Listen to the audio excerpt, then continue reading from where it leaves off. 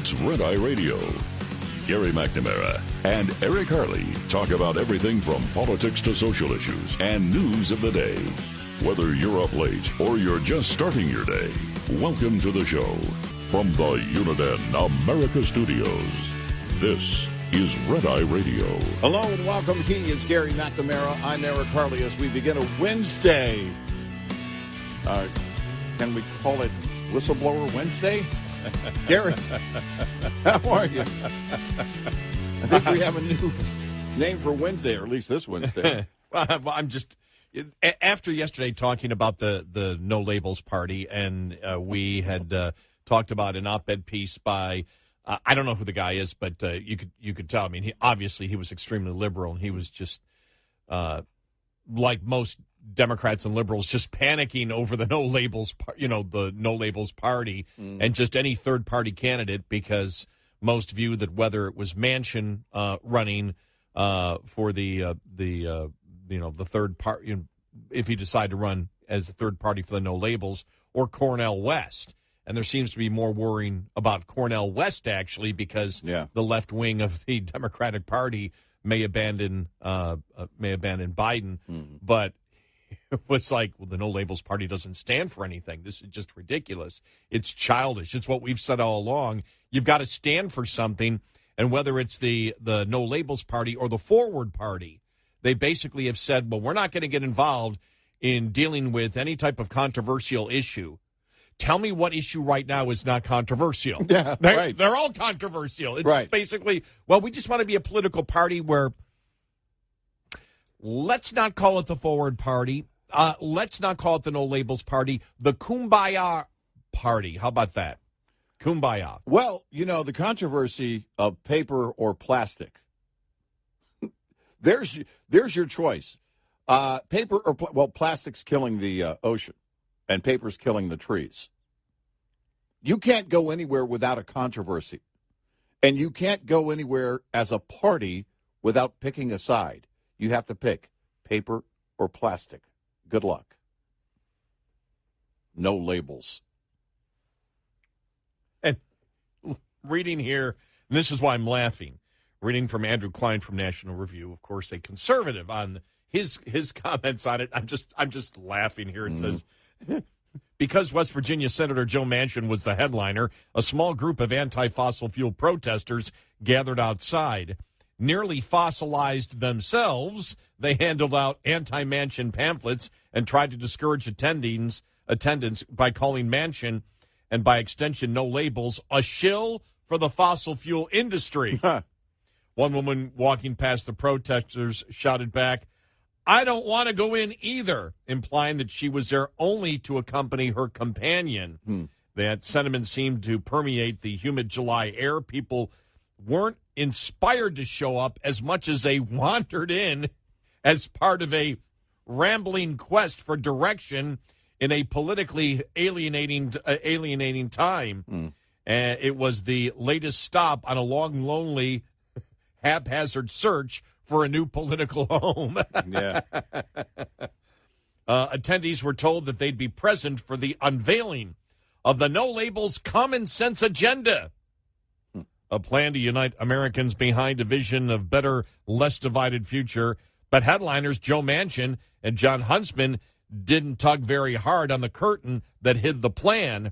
They pulled a bit and then let it crash back down like a Muppet Show sketch in real life. Sure, there were handouts. Each attendee at the New Hampshire Institute of Politics was offered a handsome 63-page booklet printed on heavy card stock, outline all 30 points of the Common Sense Agenda. There was point number 1. America can't solve its biggest problems and deliver the results hardworking taxpayers want, need, and deserve unless Democrats and Republicans start working together side by side on bipartisan solutions. There was point number 11. As a matter of decency, dignity, and morality, no child in America should go to bed or go to school hungry. Point number 18. A world led by America is safer than a world led by Russia and China would be. Releasing this agenda was supposed to be the purpose of the event, but no one seems to have told the two headliners that. Yeah. Oh, my gosh. In an introductory statement, dear old Joe Lieberman, friend of John McCain, Democratic vice presidential nominee 23 years ago and founding chairman of No Labels, said of the agenda, I hope you will be excited by its vision and direction. His hopes were immediately dashed. Instead of introducing the 30-point agenda, outlining it, highlighting it, discussing it, and even making a concerted effort to address it, Huntsman and Manchin sat down to answer a series of questions town hall style from Scripps News political correspondent and other attendees.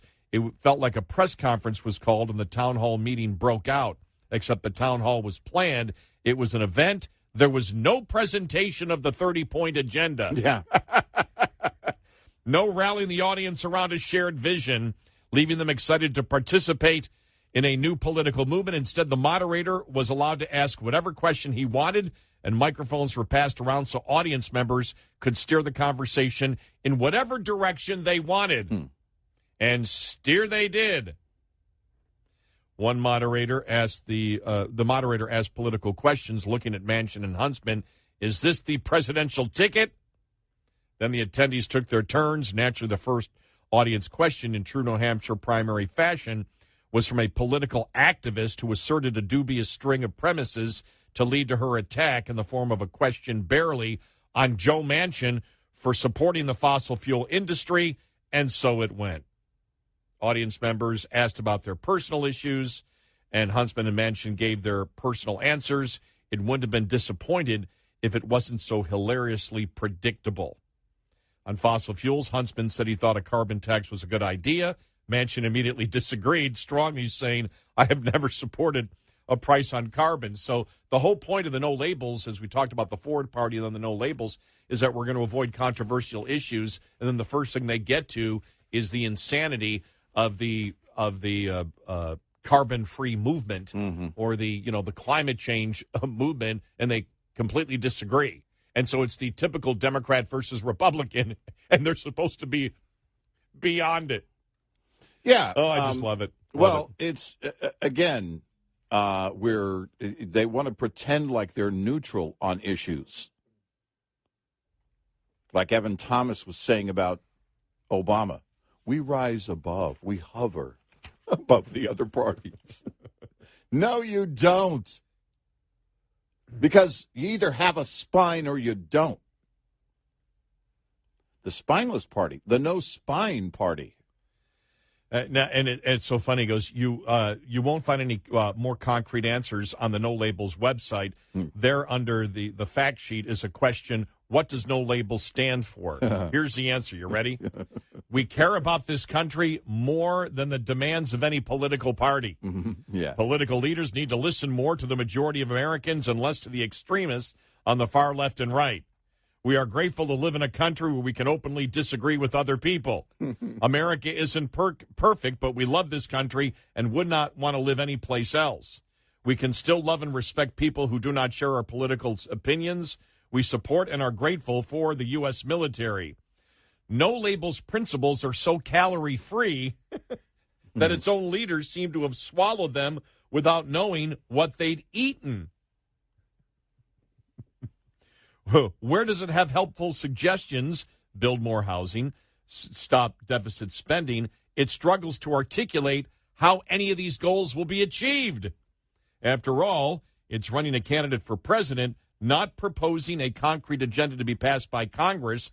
For all the talk about civics, no one in the group seemed to have considered that a victorious No Labels president would still have to deal with a Congress elected by a sharply divided country with members answerable to constituents, not the No Labels board members. Oh, man. And so it's just hilarious because it is the No Labels movement and the Ford Party movement are childish. Well, it's childish. At least a child will tell you what they want. Yeah. Yeah. That's true. Trust me, I know. This my grandson yesterday morning for about an hour. And the whole thing is that, number one, I'm shocked that Beto O'Rourke is not part of this party. This is right out of the Beto playbook. Well, we'll just do what's right. We'll do what the people think is right and not do wrong stuff. They don't want to make a choice. They want to pretend like they're better because they're not one of the other parties. That doesn't make you better. It's just ridiculous. It's insane. I know. And it's, because you see it on social media. Well, we need someone who's not so far right and not so far left. Which Listen, means? Welcome to talk radio 40 years ago. This whole thing, well, we just all need to meet in the middle. Okay, John McCain. All right. We need to work across the aisle. Yeah, okay. I'm staying right here. Well, you go across whatever aisle you think you need to do. Well, we'll ask question number one. I'd ask, excuse me, you talk about everybody coming together to do it. That's why we have $32 trillion in debt. Right. Mm-hmm. Is because both sides, overwhelmingly, both sides there's what we can agree agreed on. And compromised Exactly. and agreed to $32 trillion in debt. And that's the result of compromise. Right. And both parties to different degrees, because the Democrats still would spend more than the Republicans. Mm-hmm. But still, you had to come to an agreement. So where you had cooperation between the two parties has given us the philosophy that what we want today, the burden of what we want today, we should put on our children, grandchildren, and great-grandchildren. That is the morality of the actual results of compromise and both parties getting along for the better good. Yeah. Reaching across the aisle. Yes. Now, that train to Doomsville is the GOP train. It's just running behind the Democratic train, and the GOP train is leading from behind, of course, always, and is just going to go off the tracks a little bit later, a few minutes later. That's what you get with compromise. I don't want to hear about compromise. And that's why it's childish. Yeah. It is. It's insane. But I think you're absolutely right, though. We've noticed that over the years of being in talk radio, I've talked about the arrogance of, well, I'm an independent, and I take a look at both sides and see. Well, tell me specifically. Yeah, right. And they always struggle on it, but there's a certain there's a certain virtue signaling in, well, we're going to be part of the No Labels Party or part of the Forward Party. We're not going to be the other two parties. What we're going to talk about is, well, we're actually not going to talk about issues. We want to talk about bringing people together, blah, blah, blah, blah, blah, blah, blah, blah, blah. Yeah. It all gets down to where you stand on the issues. And when you say, as the Forward Party did, because when they basically said, well, we're not going to get involved in controversial issues. I actually said that as we brought you yesterday. It's like, well, then you're not getting involved in the issues. Right. Tell me what issue isn't controversial. Right. Yeah. Now, if you say I'm against child trafficking, you're promoting a conspiracy. Yeah. Make a movie about that shows the effort to stop child trafficking. And, oh, my gosh, this right-wing agenda.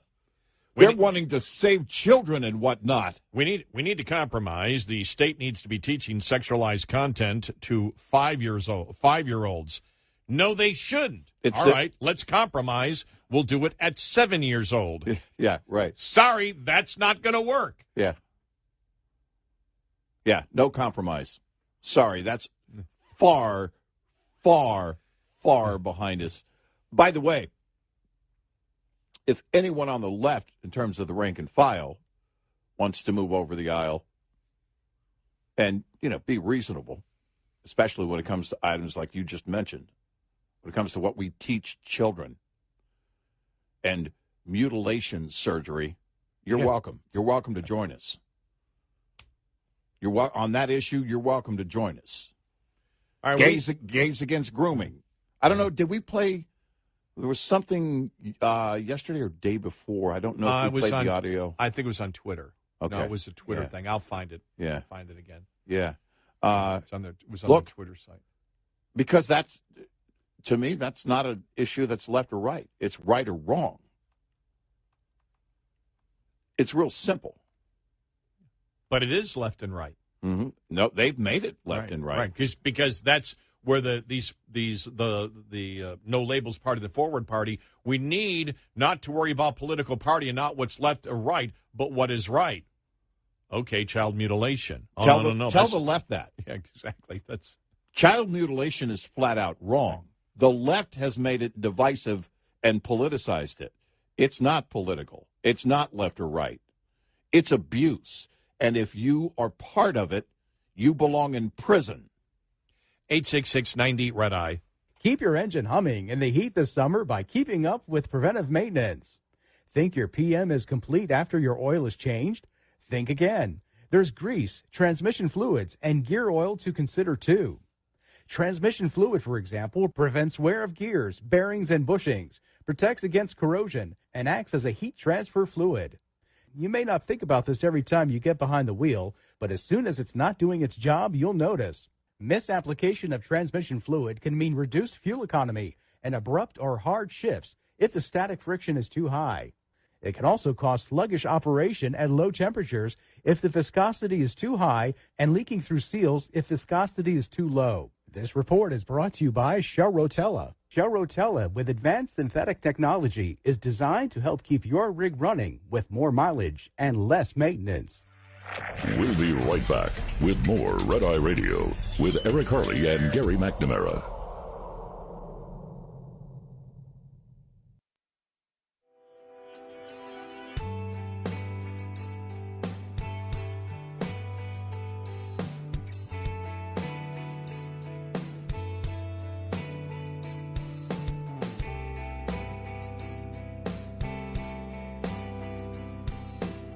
It's Red Eye Radio. He is Eric Harley, and I'm Gary McNamara. Yes, so you just did mention Gays Against Groomers, and I went to their Twitter site. You go to that Twitter site, you would think that it is the most conservative website that you could possibly find. Yeah, no, on the whole thing against grooming. When you read it, you're just like, whoa. Yeah. But this is the thing that I had seen yesterday. It said there is no such thing as a trans kid. The trans kid is a pharmaceutically constructed demographic of children who were told that they are living in the wrong body. Mm-hmm. Their parents are convinced if they do not medicalize their child's perceived identity before adulthood, they will hurt themselves or worse. This is a statistically proven lie and gaslighting to the fullest extent. It must stop. Wow. That sounds like it comes right off Daily Wire or something. Oh, yeah, I know. And when you go through a ton of the others, you're just like, whoa. And I just did during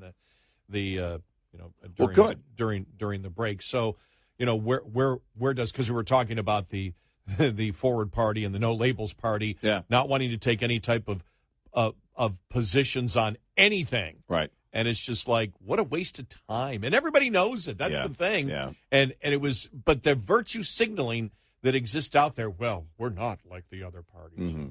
And we used to get from I'm an independent, and I think about the issues as if we're conservatives and just go, what does Trump say? Mm-hmm. Yep, okay. Mm-hmm. I don't like Trump anymore. DeSantis, what does he say? I don't have a mind of my own.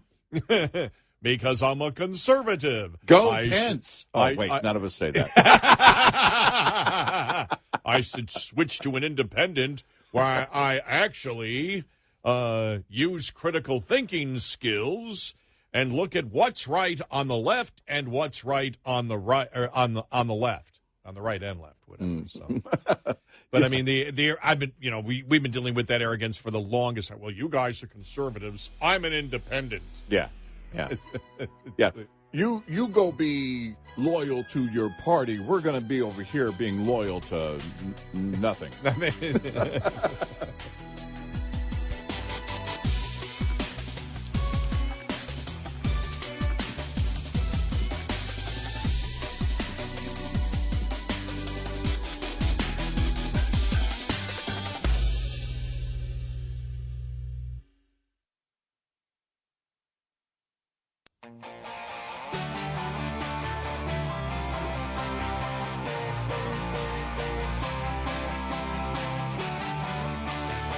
You're listening to Red Eye Radio from the Uniden America Studios.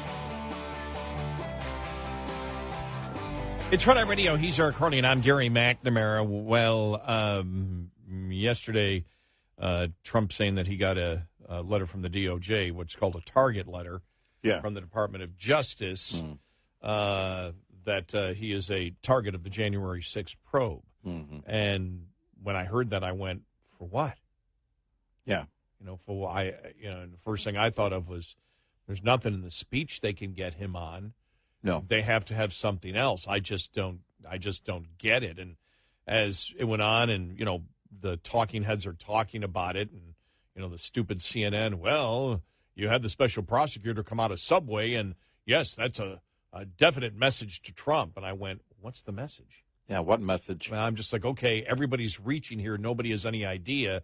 And then Jonathan Turley, the constitutional law professor, a Democrat, but has become very, very anti what the Democrats have been doing over the last couple of years, was on Fox and talked about the target letter and how he sees it. This is a step that usually will come towards the end of an investigation. When you receive these types of letters, it often gives your client the opportunity to appear in a grand jury. They are never a welcomed thing to receive. Usually a target letter is before you receive an indictment. That's not necessarily the case, but it's viewed that way by most criminal defense attorneys. These letters often tell the target that they need to preserve evidence, that they need to look at counsel, and that they have a set period of time where they can appear before the grand jury. The concern here is that the special counsel could be proceeding on a case that might be constitutionally challenged. If the case is built around Trump's speech on the ellipsis on January 6th, I don't believe that it could withstand judicial review. The question is, does Smith have something else, something that's a direct link to a conspiracy or effort to cause violence? We haven't seen that. I mean, the January 6th committee in Congress came up with nothing as a direct nexus to that type of evidence.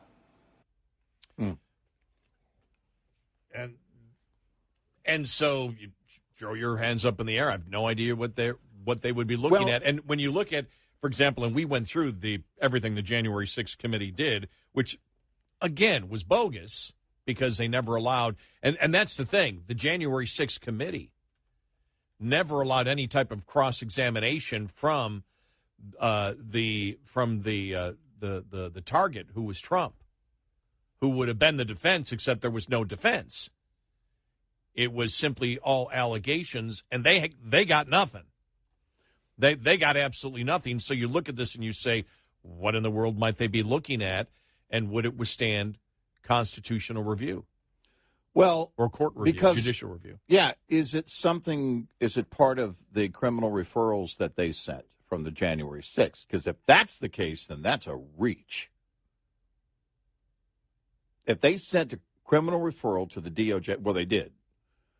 But based on, the flimsy, very flimsy non-case, and also the structure of the January 6th committee itself, that's not going to stand. It just isn't. And when they sent the referral, I don't know if there was more. I don't know how many there were total. I think 2 or 3. But when they sent the first one, I thought, based on what? Exactly what are you trying to get here? And so that would be the question. I don't know where it comes from. Yeah, because what they came up with was the charges recommended by the committee are conspiracy to defraud the United States. Mm-hmm.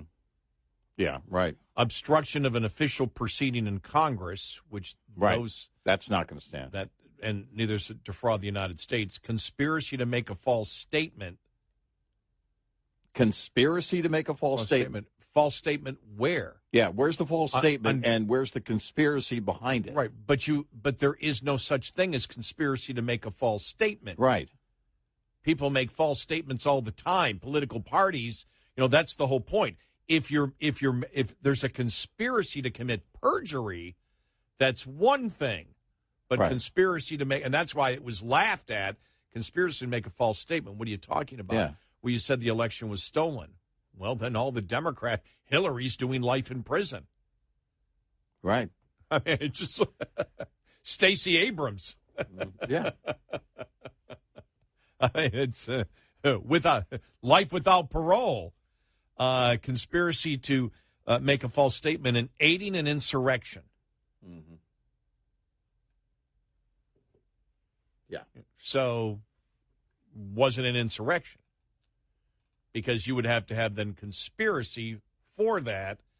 And there has been no evidence presented unless there was evidence presented in the grand jury. Well, if the DOJ is moving on this, and there's no reason to believe that they're not. I don't know why Trump would say it if they're not. Because he's either been contacted or he hasn't, and you wouldn't say it if it's actually not happening. And every time he's brought something up, there was something that happened, weeks or maybe a month later. And if the DOJ is moving on this, man, if you don't believe in the two-tier justice system, I'm really, really, really curious to see what they would have here. I just don't see anything in regards to January 6th. Nothing. Yeah. The first speech was handled poorly, and we know that because they decided at the White House, and he agreed to make a second statement. That's not against the law.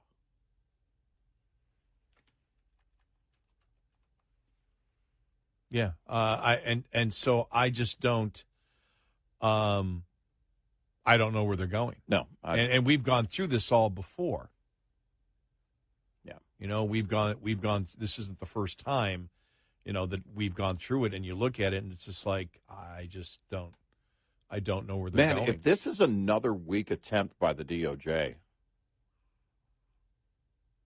I mean, you've already got the polls right now showing most Americans believe that, yeah, this is politically motivated. And if they're going to just do this again, I don't know. The only motivation is to what? Motivate your base? Are they worried that people won't show up and vote for Biden? They should be.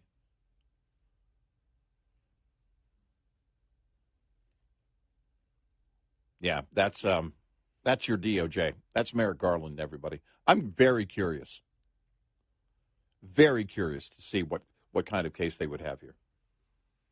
Just looking here, the insurrection on January 6th was a rally that turned into a riot. As far as we know, there isn't any allegation that Mr. Trump was secretly urging on instigators, such as Oath Keepers or Proud Boys. Mm-hmm. There's been much loose talk about January 6th as an attempted coup, but Mr. Trump lacks support from his own military, his own White House lawyers, and most, if not all, of his cabinet, senior leaders at the Justice Department, senior legislative leaders in contested states, and his own vice president. Yeah. And they talk about it here, just how they view it legally. When Mr. Trump pressured Vice President Mike Pence to reject Electoral College votes, he was following a crackpot legal theory that claimed to represent the true meaning of the Constitution. It was floated by John Eastman, the former law professor, whom the committee also referred to the Justice Department. Mm-hmm. But giving rotten legal advice isn't illegal. It's not illegal. We had talked about that because if that's what if that's what they're saying constitutes a what is it, conspiracy to make a false statement. Mr. Trump's ultimate goal wasn't to obstruct the congressional session on January 6th. He just wanted it to go his way. Yeah. There you go. Now, and this according to the Wall Street Journal, this was nonsense. It had no chance of success. Mm-hmm. But was it a crime to lobby Mr. Pence to try? Mr. Pence said Monday, no, he doesn't believe it is. Mr. Trump has a right to argue that the 2020 election was stolen, even if he knows it means misleading his followers. Politicians dissemble all the time. The Justice Department's job isn't to police partisan deceit as criminal conspiracy. Right. No, it's only a crime if Trump does it. Now, they wrote this, and this goes back all the way to last year when, the December, when the January 6th committee came up with their, these 4 criminal, supposed criminal charges. Mm-hmm. The Justice Department has evidence that isn't public, and perhaps it's turned up proof of a broader conspiracy to take over the government with Mr. Trump as the mastermind, but we have a hard time believing such information wouldn't have already leaked to the press since everything else involving Mr. Trump does. Yeah. So, and that's where you sit and look at this and you just go, where are they going on this? It would have to be something that we haven't learned yet. And I refuse to believe there's anything on January 6th that we haven't learned because the liberal media would have learned it. The proof to support such a charge would have to be undeniable with the legal theory straightforward enough to convince most of the country, including most Republicans. Otherwise, it would cleave the country in two. And it might even help Mr. Trump in rallying supporters to his defense. Well, no, I mean, I'm thinking this is last December. They're writing this. So. Yeah. I'm thinking of, spring, early 24.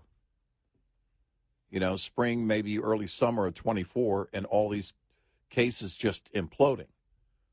That would require on the one case, on the documents case, his lawyers to get it dismissed.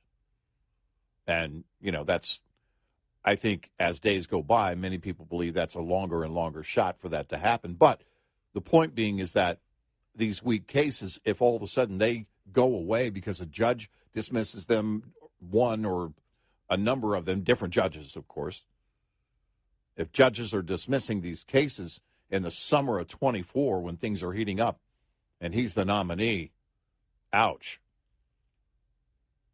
I mean, you're just setting it up. There is, look, we looked at the documents case and said, okay, here's what, would need to happen for this to either go away or for them to win this. Here's what the prosecution needs to win this. And you kind of break it down that way. Of all the cases right now, that's probably the strongest against him. And I don't know how strong that is because we don't know, again, everything they're going to throw at him. But just like the Hunter Biden, Joe Biden thing, the biggest problem, for Hunter Biden is the laptop with the things that he said. Mm-hmm. And the biggest problem for Trump in the documents case is what he said. Right, yes. Hard evidence, the hard evidence is greater in the Hunter Biden case. Yes, it is much stronger. But I'm just taking one section of it. Right. The big problem is with Hunter Biden is the laptop and the things he said, because all the things that is evidence against him, or emails or whatever, the things that he said, the things that he wrote, the things, and so that's always in a court of law. That's something that could put it over the top. And with Trump in the case, we just shook our heads saying he doesn't know when to shut up. Mm-hmm. Mm-hmm. Now, I don't believe, because of where the president is, where every ex-president is on documents, that probably anybody should be prosecuted here. Right. Unless Biden and the documents was related to using that material to get a bribe, if that was the case. Right. But if it's just classified. As a part of that case. Right. As just classified materials. Right. No. Right. No. Because then you're going to go with that from now until the end. That's going to be used as a political weapon. And a president with classified material, even an ex-president, is a unique situation that doesn't apply to any other American. Right. And, of course, a two-tier system of justice which is with what Hillary did, or you can look at with Biden, because he wasn't president at that point with all of his. Right. 866-90 Red Eye. Coming up, more with Gary McNamara and Eric Harley. It's Red Eye Radio.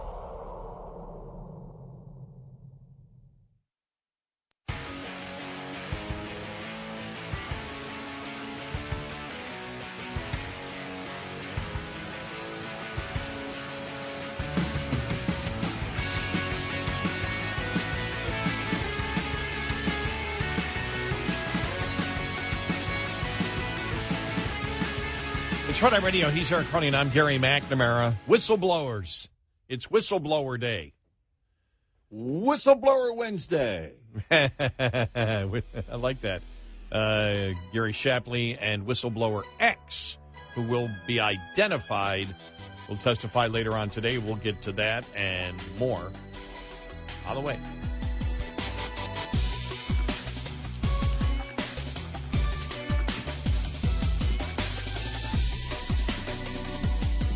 Top of the Hour News is brought to you by House Products. Visit houseproducts.com. This is Red Eye Radio on Westwood One.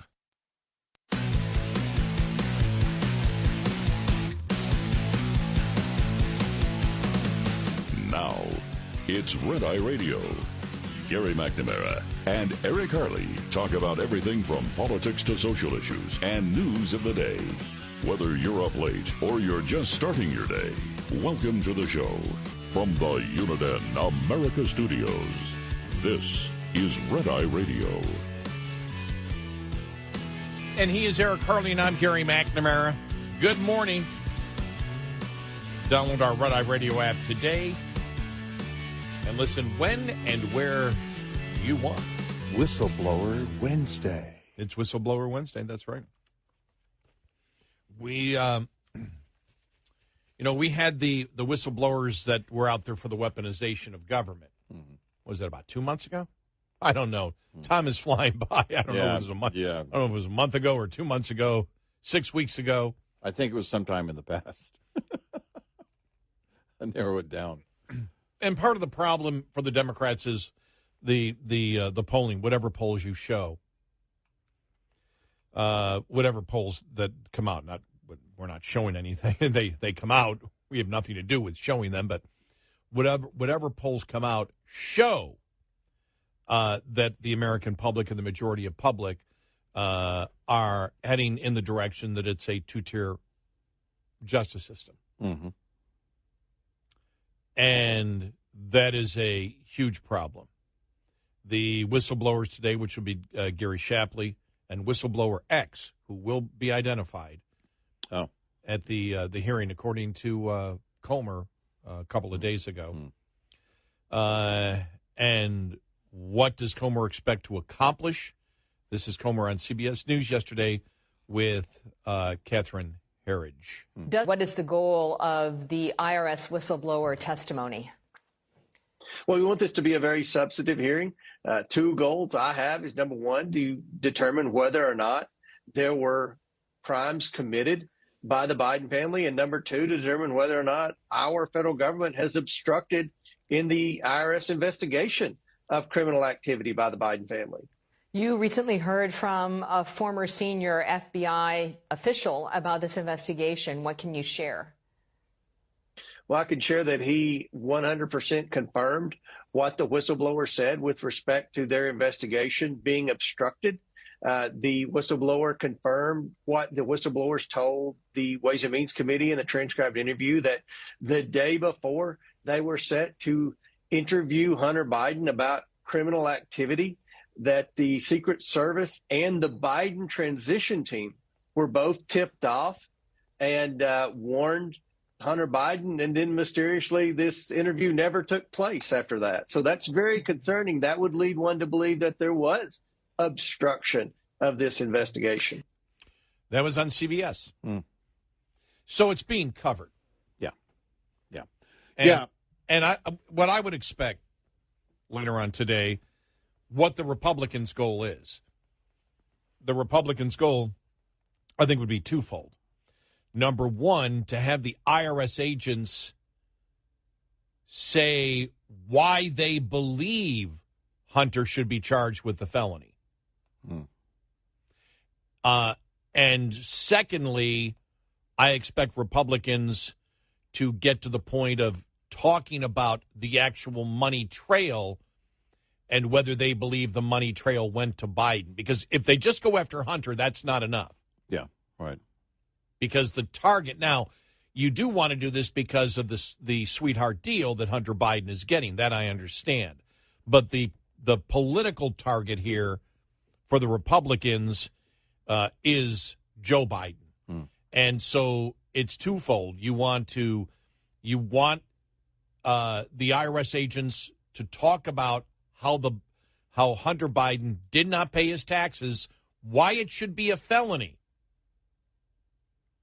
And if you can tie in Joe Biden, because I don't know what the Republicans have, and I don't know what the whistleblowers are going to say, where they were on this, to whether they believe, because they've been looking at all of this, whether they are concerned or whether there is evidence of everything that we have talked about, which would also be money laundering with all the different LLCs. Because if you get into Hunter Biden setting up all the different LLCs, or what, you get into this point, who set up all these LLCs, and did it go to the entire family? Your whole thing is to expand it from Hunter to there, and then the next point would be to promote the fact that there's rot in the Department of Justice. Right.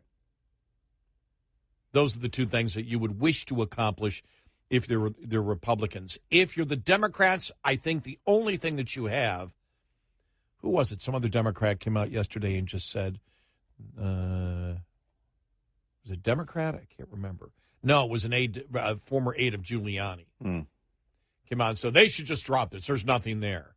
Well, it's pretty, most Americans would say, if the Republicans said, we're going to drop it, most Americans would say, and I mean most Americans, I'm talking about Republicans and many independents would say, well, wait a minute, I got a question. Why were there 20 LLCs? Yeah. Why did the Biden family get all this money? What were they doing? You have to answer those questions to the American public. And so whenever I hear that, I'm like, okay, that's just a partisan, because those questions have to be answered. It's not like you're saying there's no evidence of, money moving around to enrich a family. Obviously there is, and everybody knows it. And what the Democrats are saying and the partisans are saying is that we just don't want to bring that up. Yeah, we're just going to say we're not. And we had talked yesterday about Glenn Kessler looking at the entire thing, but ignoring the bribes, the 20 LLCs, the money moving, the suspicious activity reports. The Democrats have a very hard time here, because the only thing I can see them trying to do is, don't be surprised if they come up with some type of dirt, or what they believe is dirt, on Shapley. Now, whistleblower X, it will be hard to come up with dirt, because nobody knows who he is or she is at the moment. Right. We just know whistleblower X. And if they have dirt on whistleblower X, that means there was an illegal leak. Well, and, we expected the attack on the whistleblowers to come at some point. Shapley is known, and we still really haven't seen much on that. And this is where, again, the left media would use all of their resources to go after and basically tear this case down. The only thing they've done is, poor Hunter had a drug problem, and Joe is just a dad trying to protect his son who had a drug problem. Haven't heard that a lot the last week. No, you haven't, because it's weak. This was love between a father and his son. And Burisma. And China. and other nations, maybe. And their bank accounts. It's none of our business. I like that. I want to hear Jamie Raskin come out. This is their own personal financial stuff. We need to stay out of it. We need to stay out of it. Since when did we attack the children of a president? It was wrong with Amy Carter, and That's it's right. wrong now. It's wrong. Poor little Hunter. Boy, I'm going way, way back. I'm going way, way back with that one, aren't I? Wow. How old is Amy now? I'm almost going back 50 years. Ooh. Wow. Well, she has to be, I'm going to guess, what, 57, 56? You're looking it up, aren't you? Yeah, 55. 55, okay. Yeah. All right. Yeah, so, and I just aged myself there, didn't I? And you really don't have anything. And as we've stated all along, no matter what any of the Democrats say or the partisans on this say, the thing you can't get by is the suspicious activity reports and the 20 LLCs and money moving to at least 9 different members of the Biden family. The public wants an answer to that. Excuse me. You all right? All right. Paper. Yes. Yeah. Until you answer that question. No, it's not over. Yeah.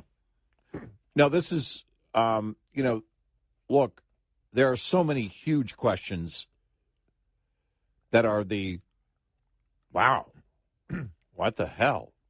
Like, what's their business? What is the family business? Right. What were they selling? Why was the family getting? Why were these banks so concerned that all these SARS reports that came up? You could deposit, you can deposit. It happens all the time. I mean, not with people like us, but wealthy people who run companies and have money, move money around all the time. Why would they be doing that? What's the business behind it? And typically, you go into a bank, and a bank might ask questions. And if they have a lot of questions, they're going to make sure that they cover their own backside with the IRS, and they're going to have a SARS report. And you have a great number of SARS reports here, and you have a movement. We still haven't really gotten into the movement of the money, the bank records. The back and forth of that money is going to tell a story. And there's two things. First off, you had Comer last week say financial statements would be coming out this week. We have not yet had that. Mm-hmm. That has not yet happened. Right. Yeah. Right. And the other thing is because you had the 2 IRS investigators that have been looking at this for years. They've been following this for years. Mm-hmm. Do they know much more about the money trail than Republicans have let on to the public? What do they know? And what questions will the Democrats ask them? Right. I can see probably some questions. Did you vote for Trump? Because one of the things is all of this is going on. And this is where I believe, we may come to conclusions you might not like, and maybe some conclusions that you do like. But the fact is, we're not afraid to cover any of the accusations of the Democrats and tear them apart. Right.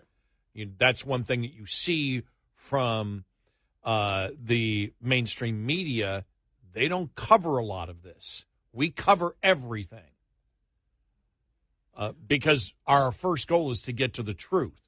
If somebody is crooked and some politician on the right is taking bribes, we want that exposed. Yeah. And so when in any particular case, including the case we did the same with Trump, where's the evidence? There's still a lot of evidence we don't know when it comes to the Biden family enterprise, but we do know that they were raking in millions of dollars. And the question is, why? And you heard going back, and you don't even hear this much anymore. Well, the Trump family, remember that one? The Trump family, they make money because of their name. Mm-hmm. Well, actually, they make money because of their business that they're in.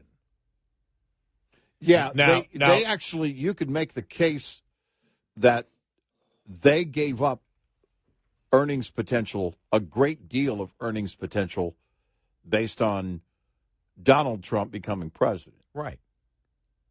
And the conflict, not the other way around. And the conflicts of interest that Democrats believe existed on Trump were there early on. Mm-hmm.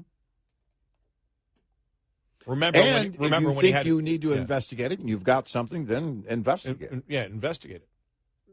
Because Trump hasn't been investigated enough. Yeah, they're. If you want to add on to the two-tier justice system, then go ahead. Do they classify that under infrastructure? we're shoring up the two-tier justice system, rebuilding the roads to the two-tier justice system, and the bridges. the bridges. we're repairing the roads and bridges to the two-tier justice system. I like that. That's infrastructure. Good. That has great comedic potential. And that is the one thing that I wonder whether there'll be questions from Republicans, whether they already know about, well, what do you know? You've been on this, how many accounts? I want to get into the specifics. Is today the opportunity for Republicans to start on the money trail? Because that's key.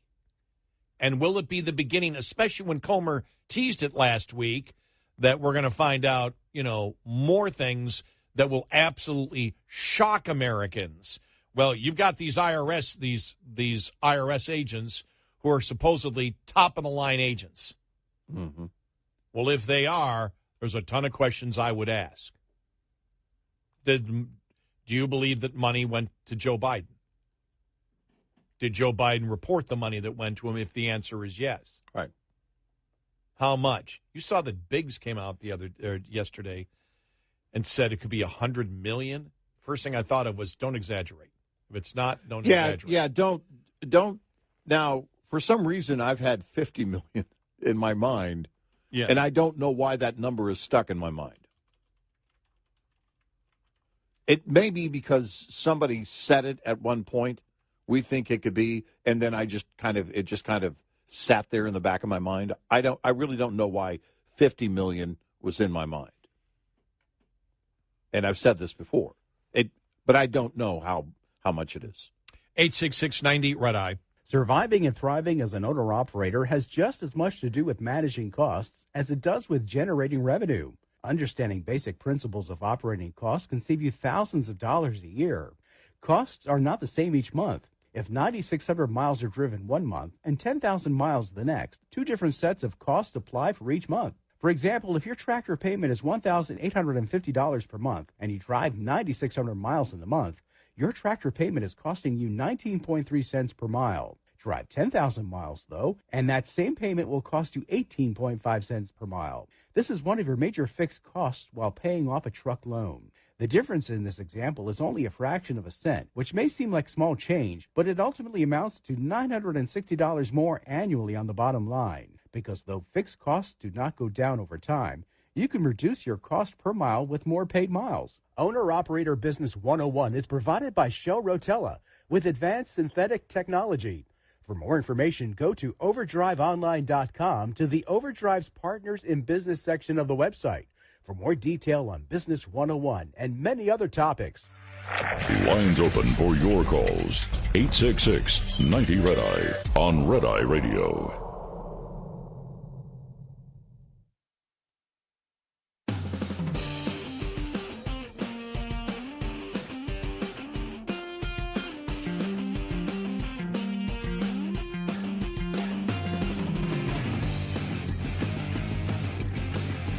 It's Red Eye Radio. He's Eric Harley, and I'm Gary McNamara. Here is Representative Andy Biggs yesterday on Fox Business. Maria, we're talking literally, it's not $10 million. It's well over $20, $30 million, and some estimates as high as $100 million flowing through these accounts. And so we have to get to the bottom of it, but we're getting slow walked ourselves from the administration, obviously, and their partisans and their supporters. But this looks more and more sinister every time we look at it. And just if we could release the SARS, which we cannot, they're classified yet. But those suspicious activities reports will be corroborated by these whistleblowers tomorrow. You know, he threw out the 100 and, some estimates without backing it up. And the first thing you get, here's the headline. on YouTube. Andy Biggs suggests, without evidence, Biden's took $100 million. Mm-hmm. You know, the Democrats will try. You run this like a criminal investigation. You only tell what you know. Right. Because the Democrats will attempt to use anything that you say. And I don't know, maybe he's seen it where he believes it, but when he just says, basically estimates say, well, what estimates?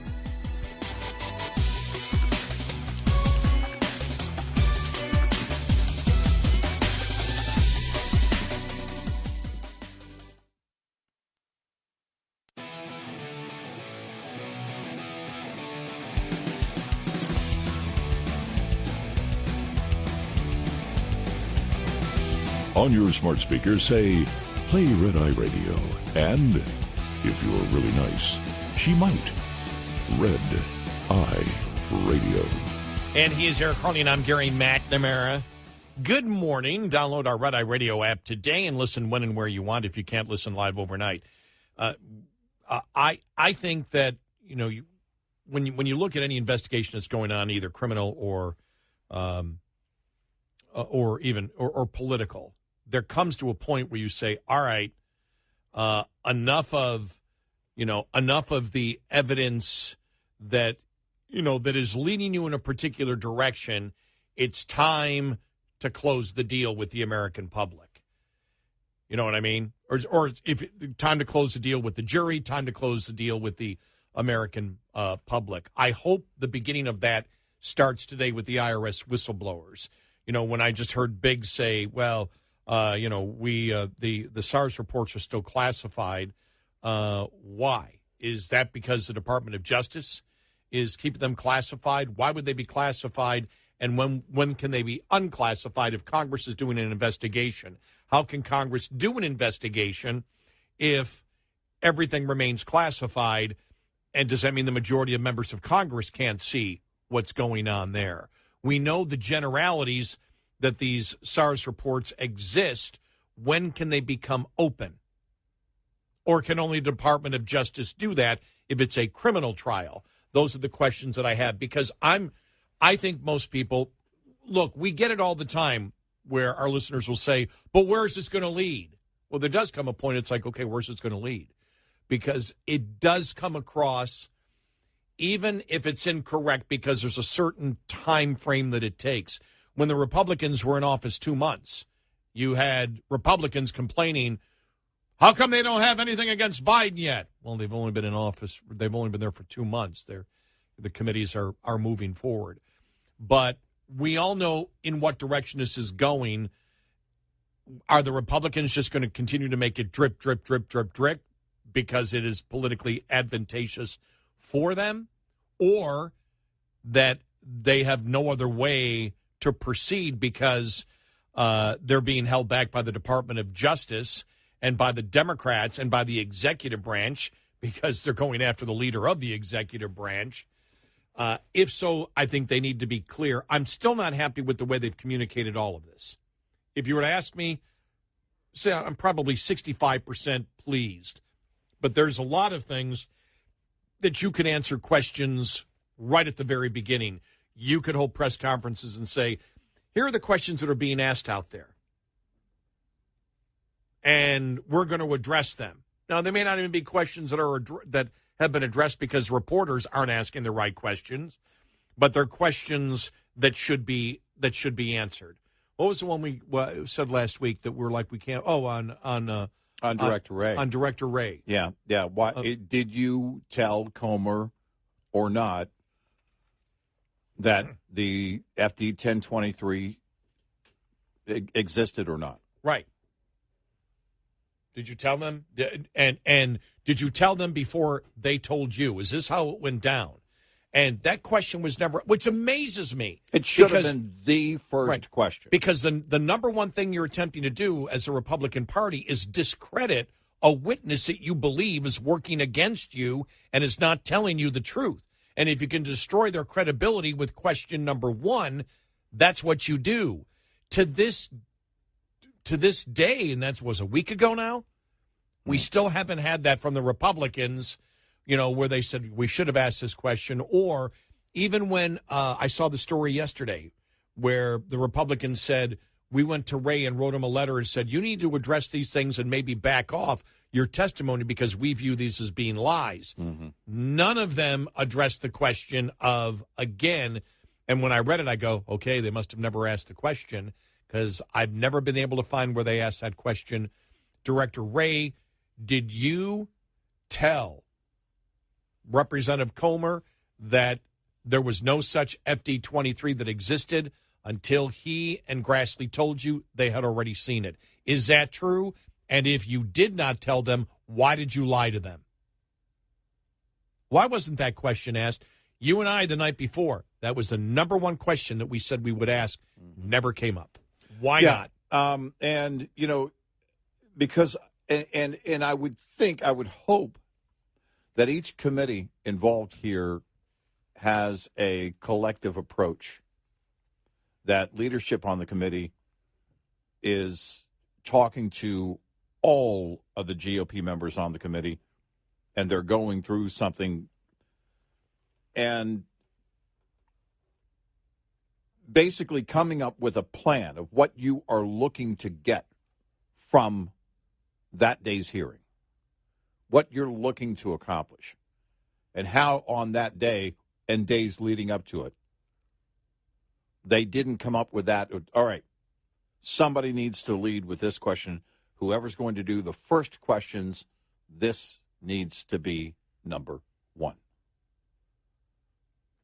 And it gets back to what we have said with Comer. Comer, all along, has not been putting out a real briefing as to, look, this is where we are, and this is...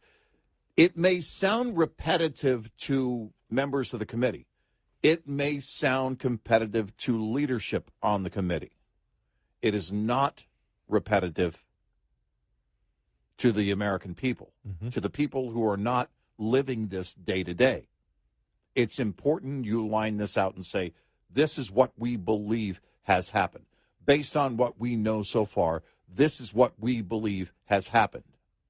And you have to do that repeatedly, and you have to update that because it seems like we're getting new information every week.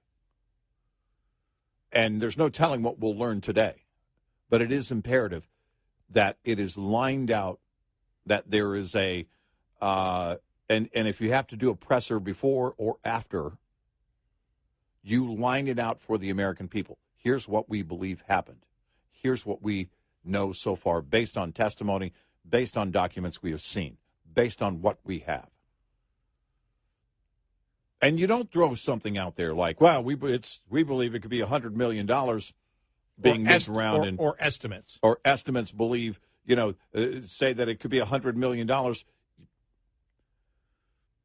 You don't do that. Even in the media, you don't do that. We know you're not at a hearing, but it doesn't matter. You don't do that in the media because the thing is that if you can't bring that and demonstrate that, ultimately, you're going to lose the confidence of the American people. They're going to start to think, well, these guys are a bunch of blowhards, and once again, it's just political motivation, and they're going after Biden, and it's purely political, that there's really nothing here. You're going to have to demonstrate these things. Now, we're not to that point at all yet. No, we're not. But you're going to have to demonstrate these things along the way as if you are in court. Yeah. And you don't have, because, look, you can say, we believe there could be more. You could say that and still keep your integrity. It may be over 100 million. But if you don't have anything to back that up at that moment, don't go that far. When I said 50 million, in my mind, again, for some reason it was stuck there, but I also realized in reasoning and critical thinking that, well, 50 million sounds like a lot. Now, then I forget when it was, but it's like, okay, now we're up to possibly 27 million, right?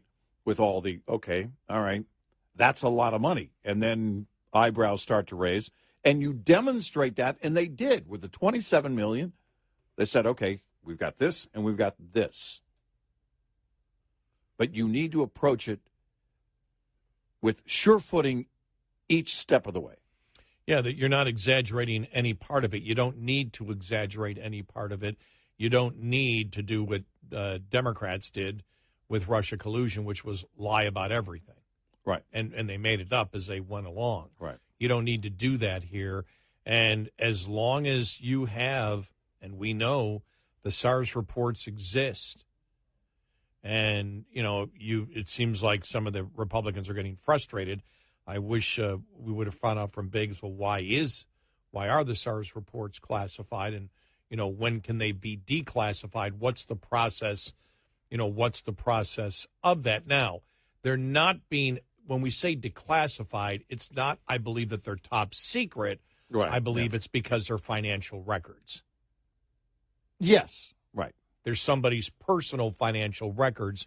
But once, and this is a question I would have, when you politically prove the wrongdoing, when you can go from point to point to point to point and say, this is what it is. Now, you may not be able to release the actual records, but can you tell the American public what's in it? Yeah. Now, we already know. Yeah, how much of it can you relate to us? They've already talked about that, though, and my next question, does it matter because you've already talked about the $3 million that was distributed? The only way you would know that is through the SARS report. Mm-hmm.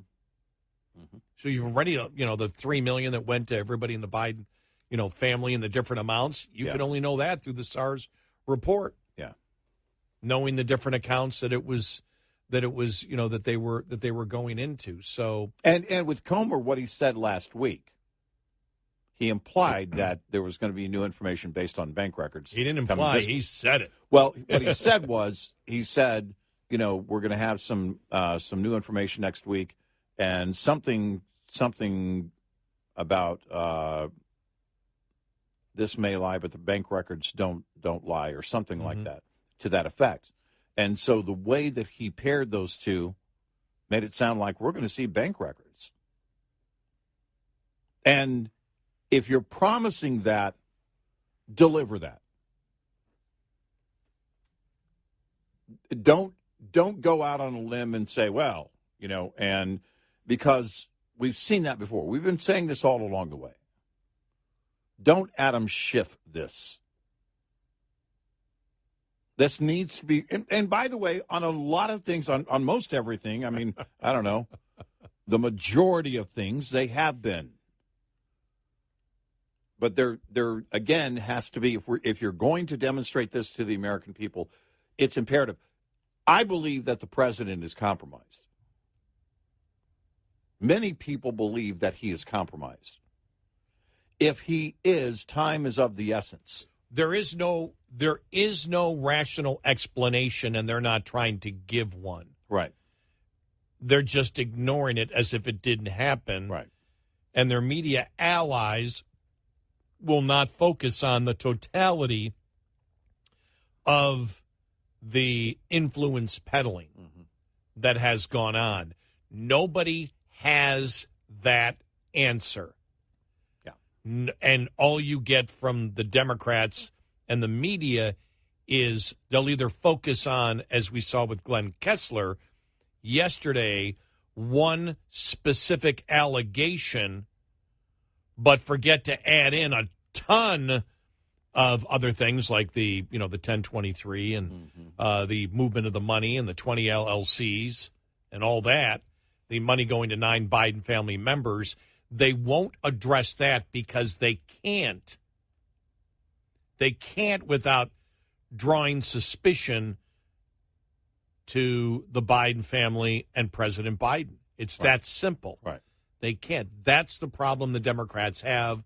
It's a problem they're going to continue to have, and that is the American public does not buy that the 20 LLCs and the money going to 9 different family members, at least, that nobody has tried to defend. The American public is, until they get an answer, they're not going to buy that somehow that was legitimate. Right. Right. That's the problem the Democrats have. That's the problem that Joe Biden has. Yep.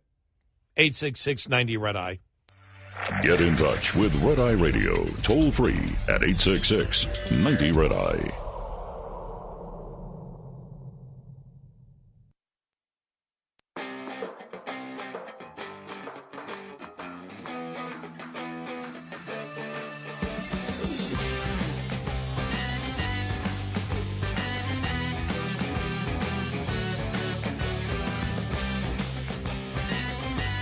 It's Red Eye Radio.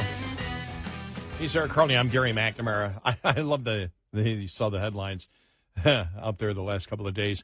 Democrats have an anti-Semitism problem. Duh. It's like people just woke up. Well, yeah, of course they do. And they also have an identity politics, which is racism problem. Yeah, it's been going on for a while. Right, this isn't new.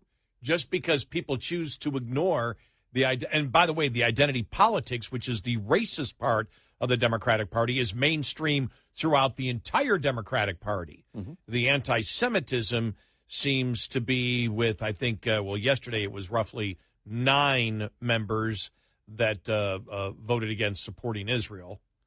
And then Jayapal coming out and having to back off when she said that Israel is racist. Yeah. And the anti-Semitism problem reeks its ugly head again. Again.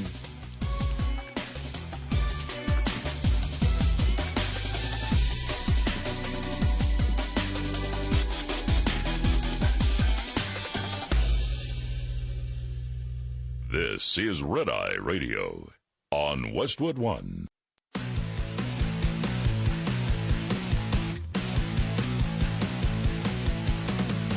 Now, it's Red Eye Radio. Gary McNamara and Eric Harley talk about everything from politics to social issues and news of the day.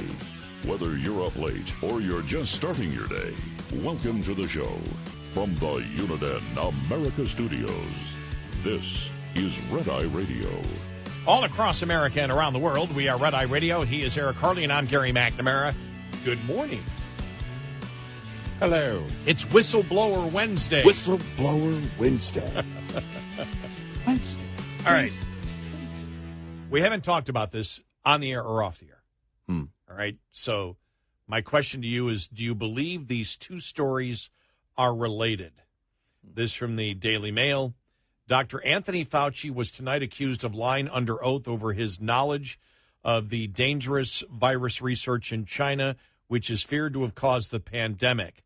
Daily Mail can reveal that Senator Rand Paul, a Republican from Kentucky, wrote to Attorney General Merrick Garland last week calling for an investigation into whether Dr. Fauci committed perjury when he testified in front of a Senate committee in 2021. In a showdown with Republicans, including Senator Paul, in July of that year, Dr. Fauci testified that his former department has not ever and does not now fund gain-of-function research in the Wuhan Institute of Virology. Dr. Fauci was the former director of the National Institute of Allergy and Infectious Diseases until the end of 2022 and was responsible for signing off on research grants. Yet newly released emails dated February 1st, 2020 show Fauci acknowledged that scientists in Wuhan University are known. Here it is. This is a quote. Scientists in Wuhan University are known to have been working on gain-of-function experiments to determine that molecular mechanisms associated with bad viruses adapting to human infection and the outbreak originated in Wuhan, end of quote. Perjury is a federal offense. It carries up to 5 years in prison. While the emails show that Fauci was aware of gain-of-function going on at the lab, he never admitted that the NIH funded it in those emails.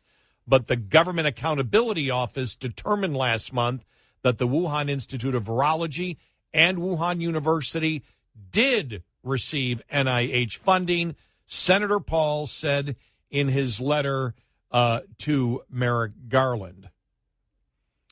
On July 13, 2023, the House Select Subcommittee on Coronavirus Pandemic released the emails sent by Dr. Fauci about a conference call regarding the origins of COVID, attended by Dr. Fauci, Dr. Francis Collins, former director of the National Human Genome Research Institute, and other researchers. In one email, Dr. Fauci admits that scientists had concerns that COVID might have been genetically engineered and that these were worsened by the fact that gain-of-function research was taking place in Wuhan before the pandemic.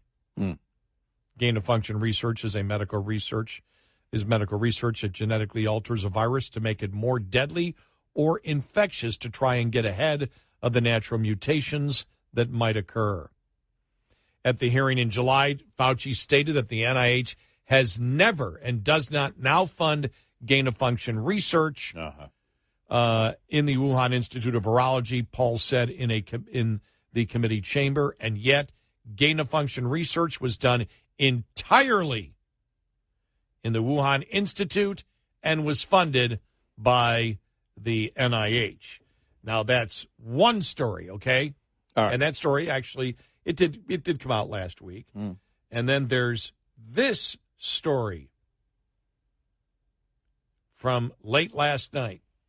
The U.S. government suspends funding so that the Wuhan lab does not receive another dollar over stonewalling the COVID probe. The U.S. government has scrapped funding for the controversial Wuhan Institute of Virology, which has long been scrutinized as the possible origin of COVID-19 after the facility didn't fork over documents about safety and security, according to the report. Biden's White House took the action Monday, according to a memo obtained by Bloomberg News. Oh. Is that the White House waving the white flag in all of this because of what now has come out and saying, okay, we can no longer take the position that we have? Attempting basically to disarm anything that may be coming? Yeah. Yeah. I think so. Yep. Yeah. Clearly. They know they can't win this now. No, it was or stall it or right, yeah. Or hide it. Right. And what was when we were gone, was it on vacation? Or was it last week when I was gone? The report that leaked, that came out, that talked about, the report was from 21 and said there's no evidence yet of manipulation in the lab, but it's clear that it came from a lab. We believe that it came from a lab. And it was a report. It was a GOP-related report. I'll go back and find it, the story. But it's an older report. But the point is they knew then, or they believed they knew then. We've always put it out there as a question. Two possibilities. Came from the wet markets. It came from the lab. There. Not too difficult. And then beyond that, okay, what about the manipulation? What about the American money going into this to manipulate this to make it more dangerous to humans? Well, for us, it was Fauci changing the definition of gain of function. Playing the word game. At that hearing. That Playing goes the back, word game. Yeah. That probably goes back to 21. Yeah. Right? Yeah. Maybe even before that. Mm-hmm. Yeah. Because I remember that moment where he said, no, we didn't do it. And then later on, it's like, well, no, they changed the definition to gain of function. Mm-hmm. It's like, well, I don't care whether you change the definition. It's, did you manipulate? Did you attempt to genetically manipulate the virus so it becomes more transferable to humans? Right. That's the question. Right. Whatever label you decide to call it doesn't matter to me. Right. Is that what you were doing? Because that's what the American public needs to know, and that should not have been censored by the government through the media.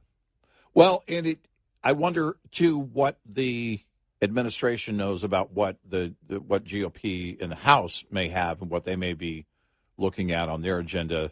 They're pretty busy with the Hunter thing right now. But they can walk and chew gum at the same time, as long as it's not gum from a lab that's dealing with viruses. And they probably have this on the agenda. The administration knows that eventually they are going to get to it. So what's your best bet? Well, try and act like you're proactive. And I think that's what this move is. But you're not going to convince anybody of that. There's still going to be great concern. You can't change what has already happened. No. And you can't change the bogus response by Fauci essentially since this all began. You can't change how he responded. You can't change how this administration responded. And over again, we see this where it appears like the Biden administration is either going to ignore everything or they're just going to try and, lob something out in this case that they believe is going to disarm the whole thing. It's not going to do you any good. Because what's done is done. It's not going to change history. It's not going to change everything leading up till now. You know what I'm wondering? Because we see, as you know, the Camp Lejeune commercials. How many times did we see those? Yeah. I'm still seeing them. Yeah. I heard one the other day. Yeah. But and we know that everybody has, I guess, their hammer lawyer that looking at if you've got an automobile accident or truck. If a truck hits you, they've actually specified for accidents now. Truck, we go after the company, more money. But I just wonder, because of the number of companies that fired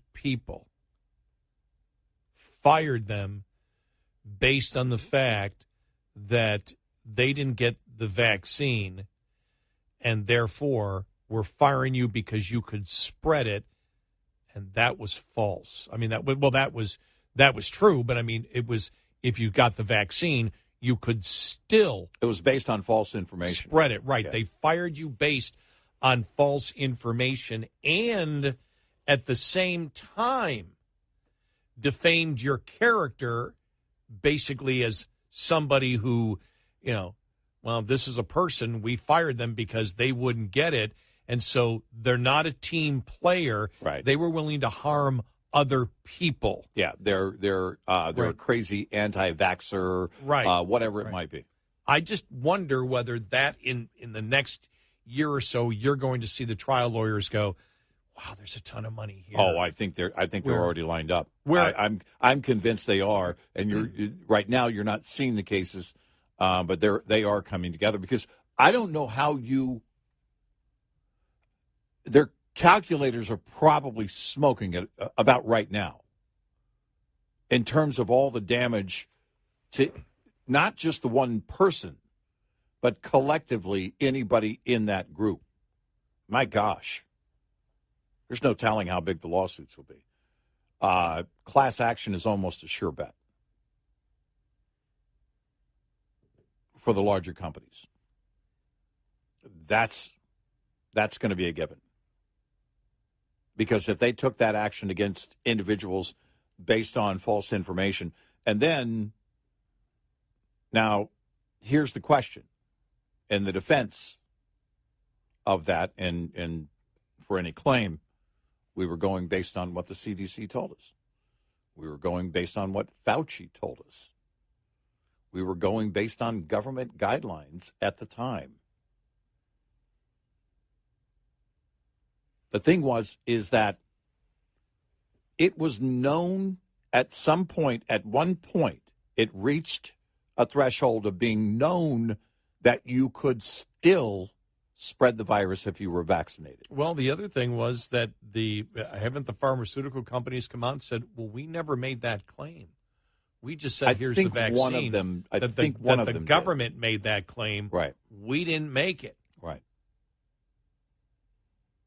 Yeah, those were not our guidelines. But if that is the case, I remember that was, and again, that was an accusation. But I mean, will that ever be?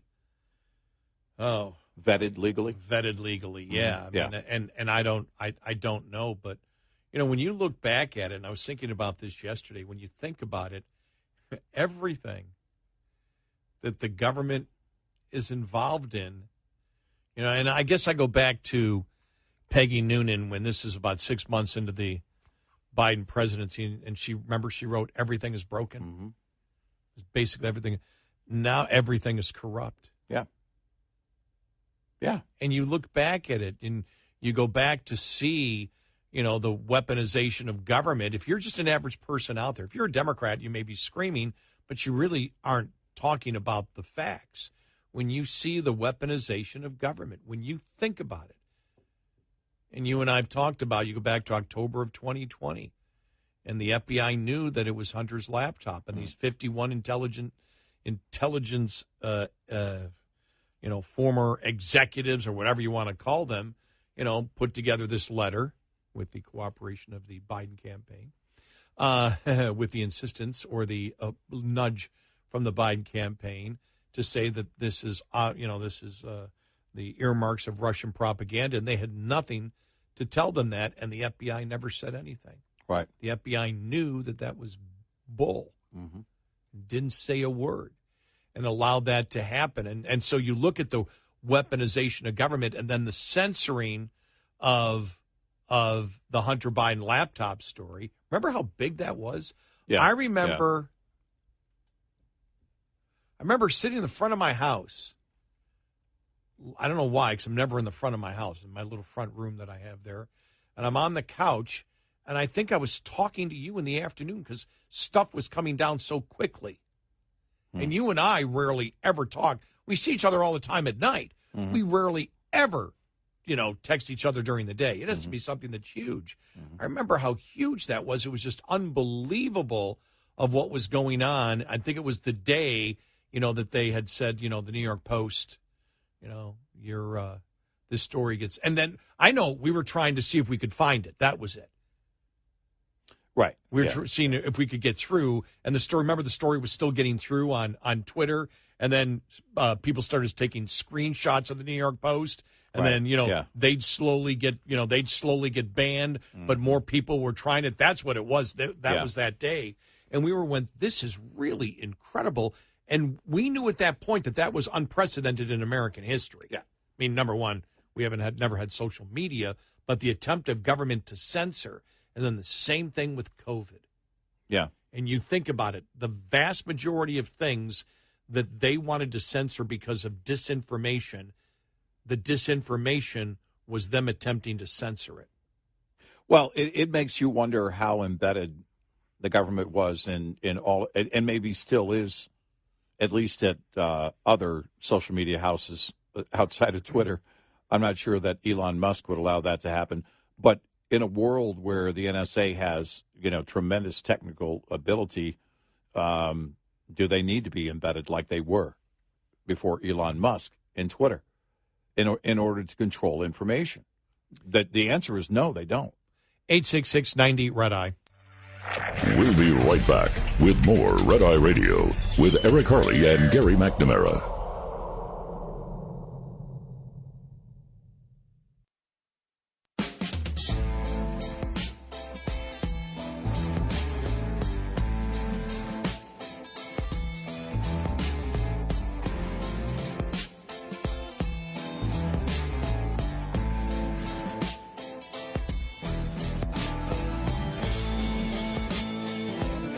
It's Red Eye Radio. He's Eric Harley, and I'm Gary McNamara. And I think back to, just my talk radio career, which is, 34 years as of beginning of October, which goes back to 89.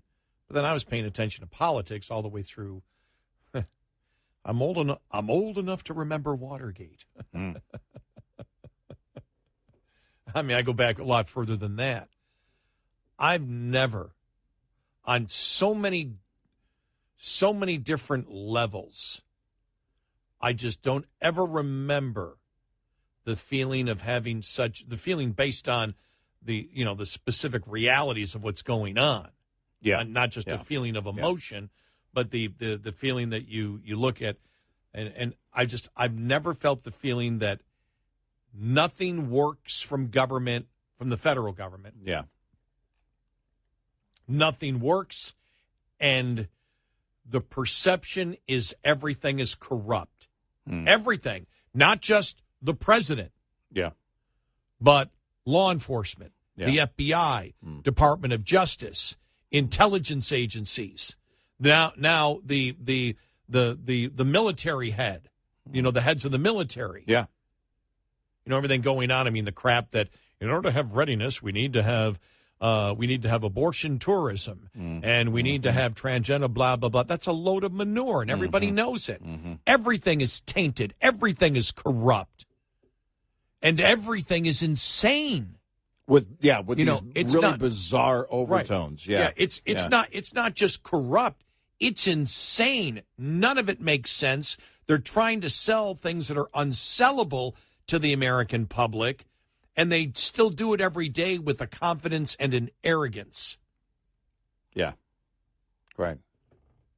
Yeah, I think, we're at that point where people are looking and they're shaking their heads because Democrats used to be really good at just kind of boiling the frog slowly.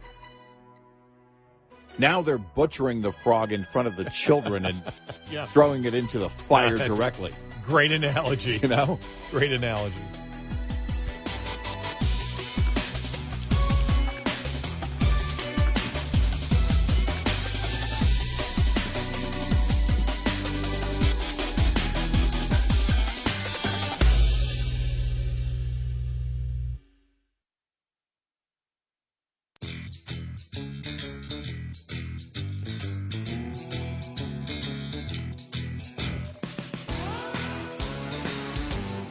You're listening to Red Eye Radio from the Uniden America Studios.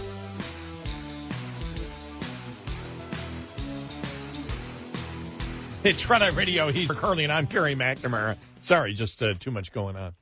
Well, it is Whistleblower Wednesday. Oh, that's true. Chock full. It's going to be interesting to see what happens. Yeah, I'm anxious to see what we're going to learn. And I got a ton of errands to run tomorrow. Yesterday I was actually doing, because I'm going out of town for my high school reunion, just happy hour on Friday. Then I have a family reunion that I really want to go to.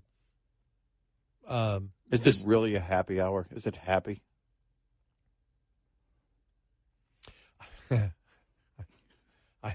I'm waiting for the response to this. There was somebody who posted that. I don't know if I'm going to go because I heard there's a bunch of high school reunions, and there's always high school reunions going on somewhere.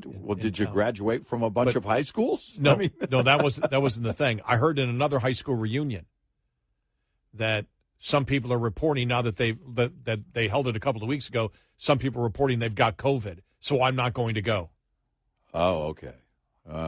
And so I'm waiting. Well, I'm waiting. Don't forget your mask. But I'm waiting for the pushback, and it's like, we're not as young as we used to be. We need to pay attention to our health. I'm like, okay. What if they're going to advocate? That's fine. But don't leave the house for anything. Actually, it is a happy hour. The best thing is where they're holding it is the place that is actually it's a golf dome. Now, the inside golf dome is closed for the summer because they open up the outdoor range. Okay. But it's a great golf dome. I've been there already when I've been back, I think twice this year, just to hit golf balls. And so they have a bar, outside of, the bar's open all year long. They've got a patio and everything else. All right. And they've got, banquet rooms. And so that's where they're holding the reunion. It's like, all right. Okay, there I can do that. It's only 10 minutes from my dad's house. In fact, I'll be flying in. I get in Friday like 4:50, and I'm going to stop by Dad's house, say hi, and then it's only a 10-minute ride, and it's like at 7 o'clock. And I'm going because I never went to any reunion until my 40th, and that's because my buddy Doug said, come on, you got to go. You got to go.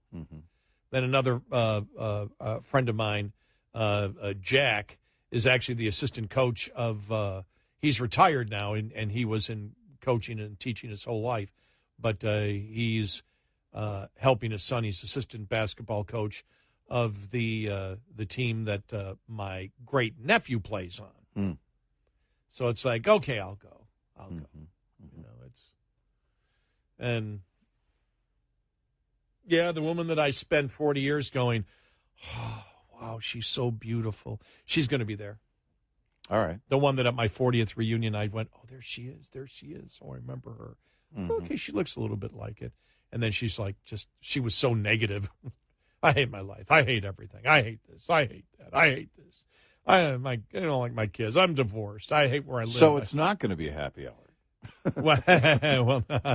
well, you take the happy right out of the hour. As I did say, wow, I wasted 4 years. I wasted 4 years. Well, actually 3 years in high school. I wasted 3 years in high school and then 40 years after lusting over something that I had no business. It's like, wow. I wasted a lot of my mind on something I shouldn't have. See, you live and learn, don't you? Yeah, I don't, I go to personal reunions. I don't go to high school reunions. They've never made sense to me. Yeah, I'm going because I know a couple of people, and the thing is, it's a little bit different because I have kept more in touch with people on Facebook. Mm-hmm. A lot more of the people I knew in high school, and I was not in any clique in high school at all. Mm-hmm. I was just. I had my group of friends, and my friends from Del Rio. We had a reunion in '99, and from that point forward, we said, "Well, wait a minute, we're just hanging out over here in the corner, just us friends. Why don't we just have our own reunion?" And we've had one almost every year since. I told you that at my 40th, after I made the rounds and talked to everybody, and then there were people that came up to me and said, especially the old jocks, little Gary McNamara, how in the hell did you ever become a national talk show host? Yeah. How the hell did that ever happen? And that's sort of cool when you get that, when you just smile and it's like, well, I was always a loner to begin with, so why not do talk radio? Answer somewhere like that, they look, they go, okay. But about 2 hours into this would have been the 40th, 10 years ago. And I end up talking to a bunch of people, and then I meet some guy in sort of in the corner of the place and start talking to him. And he goes, wait a minute, I remember you. He goes, you were in my study hall. Yeah, I remember you. Yeah. Well, do you remember this guy next to me? Oh, yeah. Then another guy comes over, and there's like five or six people over there. We're all hanging there. And all of a sudden I realized that it was all of the people that I knew that it didn't have any, they weren't jocks. They weren't the brainiacs. They weren't the jocks. They weren't the druggies. It was like everybody was like sort of a loner and sort of happy that they were a loner. And I looked and I said, oh my gosh, you know what's happened? After 40 years, all the rejects, just by natural osmosis, ended up in the same corner talking to each other 40 years later. Yeah, that's usually how it goes. Nothing has changed. Well, the one thing that gets to me is that it's just not me. I mean, one of the reasons I probably never went to one until, Facebook came out. My buddy Doug said, you got to go. Is these people that, number one, I can't handle the Facebook alumni sites because all it is obituaries. Mm-hmm. And then everybody says, oh, no, this person died. And I think about my own mortality, and I'm retired now, and you wonder what there is to live for. And high school was the best time of my life. And at that point, I'm like, I'm gone. I'm done. It's like, I'm not even arguing. I'm just done. Yeah. I don't get into those type of arguments. Right. But it's like high school was the best time of my life. If I could only go back to those times. And you and I don't think that way. I mean, high school was fine. I mean, I was not a great student. I wanted to get out of high school. My mother forced me to go to my graduation. Mm-hmm. I didn't want to go. Mm-hmm. She said, "You're going." I didn't want to get my senior picture taken. Right. If you see my senior picture, my hair just looks like it's all greased down. It's wet. I was in the pool. Mm-hmm. I was swimming in the pool, and she called over to my buddy's house saying, "You need to get your senior picture." I don't want to get it taken. Mm-hmm. I really rejected authority completely. I wasn't a bad person. I didn't steal. I didn't commit crimes. I just rejected authority in high school. Mm-hmm. You told me to go left, I'll go right. Mm-hmm. And so many of them told me to go left, I ended up going right. Mm-hmm. No, I'm kidding. Yeah, I just didn't have any interest. I don't have any interest in trying to relive anything. The reunion that I have with my friends from Del Rio, we've been doing for years, and that's just a matter of getting together with friends. I don't really hang out outside of family. I don't hang out with anybody aside from them. I mean, and that's usually once a year. And we're on a text thread. We don't do the social media thing. Yeah, I don't have that from anyone. Like I said, there's only really 1,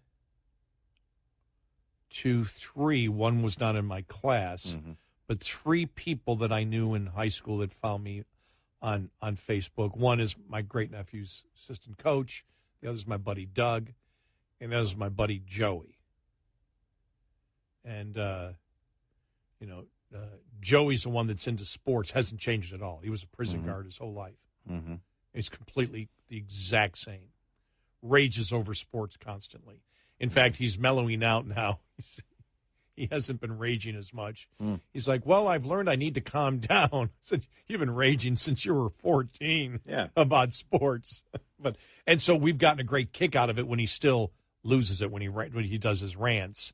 Me and another guy that I knew from high school, we get the biggest kick out of it. I mean, we're just like, wow, and then we tease the daylights out of him.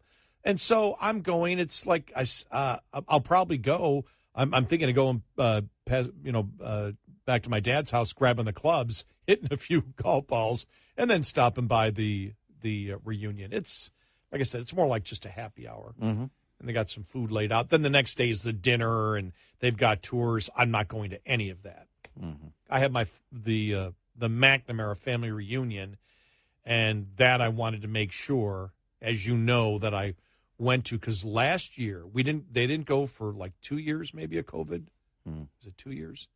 And then last year, I said I've got to go because my aunts, my father, and my aunts, my father's sisters, who are still alive, and I went, wow, if I don't go, I may not see them again. Mm-hmm. Mm-hmm. And my dad got COVID. Remember, that was the weekend I stayed in a hotel. That was weird. Not staying at my dad's house. And, hung out with my dad, in the driveway and things like that, and then went to the family reunion. And so I was like, I'm sad, but everybody's still alive, and so they're having it again this year. So it's like, I got to go. Yeah. You just want to be there, for that. And we've got a pretty big family. I mean, there were 10 brothers and sisters in my dad's family, and then the number of cousins, and then, there were like 50-something cousins, and then they've all married, and the majority of them have kids, and so there's even more. So it's a pretty big family reunion. Mm-hmm. And everybody's still, even though everybody's gone their separate ways, we have a very independent but tight family.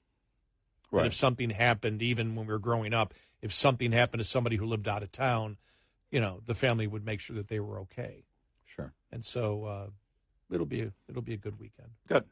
So that's about it. I have no idea how we got on that topic. Me either. But it is Whistleblower Wednesday. Anything can happen.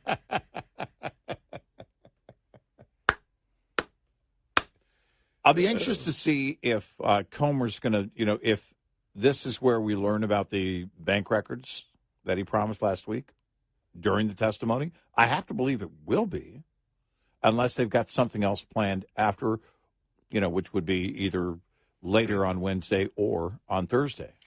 Well, if he uses his opening statement, because he'll get an opening statement, if he uses his opening statement to promote the bank records in order to ensure that the Democrats have nowhere to go, because it's, as he said, that Americans are going to be bothered by what he brings out this week. Right. If he uses that to keep the Democrats, or if I think the Democrats, no matter what, are going to attack, Shapley. I don't know how, but I know they are. How you attack whistleblower X is just by asking questions. Are you a Republican? Things like that. Are you a Trump supporter? Did you do this to, that's the only way they can do it. But if he comes out with, there comes a point where it rings hollow, especially if the IRS agents, through Comer, letting out more financial details, are getting closer to, all right, Joe Biden got money and got this amount of money and didn't report it. Yeah, right. Yeah. That's the thing that every Republican is looking for, and there are a lot of Republicans frustrated, and we get emails from them. How come they can't get to that point yet? Yeah, I tend to believe that we'll likely learn about whatever bank records he was promising during the testimony. That would make sense. But the money trail is important, and I'm hoping they're going to get to that point where they start demonstrating the flow of money between whoever and the Bidens. Yeah, that's going to be the connection. That's the big connection. They laid out a timeline yesterday. But again, the timeline wasn't at all specific enough for me. Right. 866-90 Red Eye. Coming up, more with Gary McNamara and Eric Harley. It's Red Eye Radio.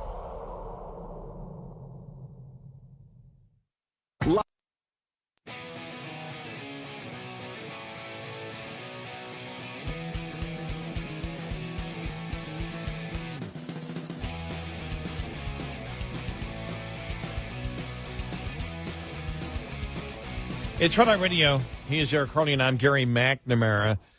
We have a problem. That's a quote from Georgia legislator's first black Republican woman explaining why she switched parties. We'll get to some of the specifics coming up, all right, which shows the problems that we have identified with the Democratic Party for a long time now.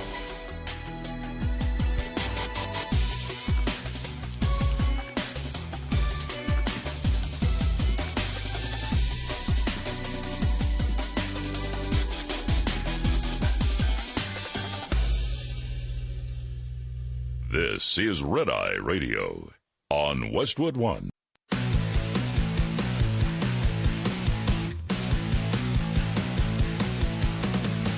Now, it's Red Eye Radio. Gary McNamara and Eric Harley talk about everything from politics to social issues and news of the day. Whether you're up late or you're just starting your day, welcome to the show. From the Uniden America Studios, this is Red Eye Radio. All across America and around the world, we are Red Eye Radio. He is Eric Harley, and I'm Gary McNamara. Good morning. All right, well,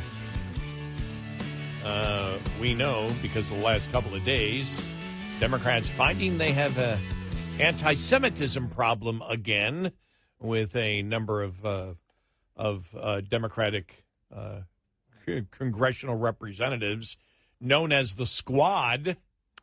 Yeah. And it's just, their anti-Semitism is absolutely blunt, as is their racism with identity politics.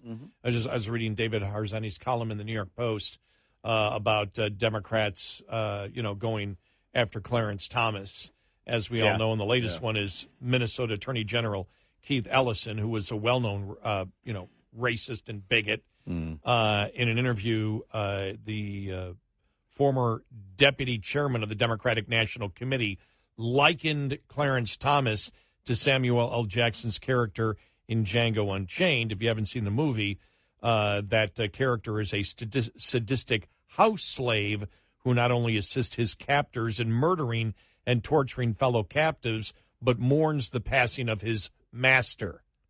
And this is where, when we talk about identity politics that is mainstream within the Democratic Party, which is judging people by groups and not individuals.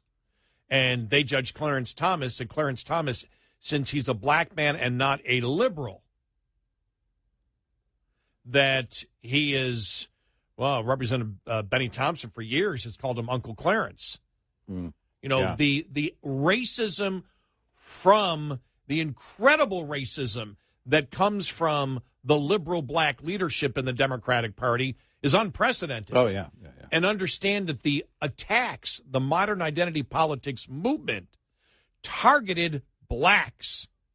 If you're a conservative black, if you won't go along, then you aren't genuine. We saw this in the summer of 2020. If you're a black law enforcement officer, you weren't considered black, you were considered blue. That you're not black if you're a police officer. This is the problem, whether it's the anti-Semitism that we've seen this week come up in the Democratic parties. Let's put it this way, hesitancy to criticize those members, mostly of the squad, who are absolutely anti-Semites. They proudly promote it. Proudly, constantly do it. But the identity politics that attacks blacks that happen to say, well, you know something? I don't think I need to think like a group. I wish to think as an individual, which is why, as you've seen with critical race theory, one of the things they attack constantly is autonomy. The autonomy of the individual, of individual thought, of incentive, of things like the right answer. The reason that math is racist, one of the reasons, is because in math there's a right reason, there's the right answer, and if there's a right answer, well, that's in itself racist. Yeah, I mean, it's gotten so bizarre from the Democratic Party, but understand, I think people need to understand, it's not fringe. It's mainstream. It's mainstream. The attacks on Clarence Thomas have been all over the liberal media in recent days. I mean, one after the other. I have to go back and find the one story. I thought, my gosh, they write this headline, and I think it was an opinion piece, but I'll find it, that I read while I was on the road last week. And it was, they're just blatantly, proudly promoting how racist they are, implying that Clarence Thomas can't think for himself. Right, exactly. That he is owned by his rich friends. Right. That there isn't a long-held ideology that drives him. Right. That he just might happen to share with people who might happen to be wealthy. Right. And white. White. I mean, that's Ellison's making the case in Django Unchained to the sadistic slave played by Samuel L. Jackson. By the way, it was Democrats like Benny Thompson have been calling Clarence Thomas Uncle Tom for years. Yeah. He said, Thomas doesn't like black people. He just doesn't like being black. One of the incredible things is the fact that they've accused him of being against interracial marriage. That was the best thing. Yeah, right. That Clarence Thomas will be one of the deciding votes against interracial marriage. Right. And it's like, for those that don't know, he's married to he is in an interracial marriage. Right. Exactly. His wife Jenny. But this is the whole play for them, because they don't think that they're racist. And they're bluntly racist. And they're proudly promoting their views. Right. And it couldn't be more obvious. And I do think that this is something that we talk about Republican failures to communicate this. They need to communicate it the way we communicate it. And they don't each and every day. These people are racist. Understand that identity politics, as we have pointed out, the modern identity politics movement went after blacks.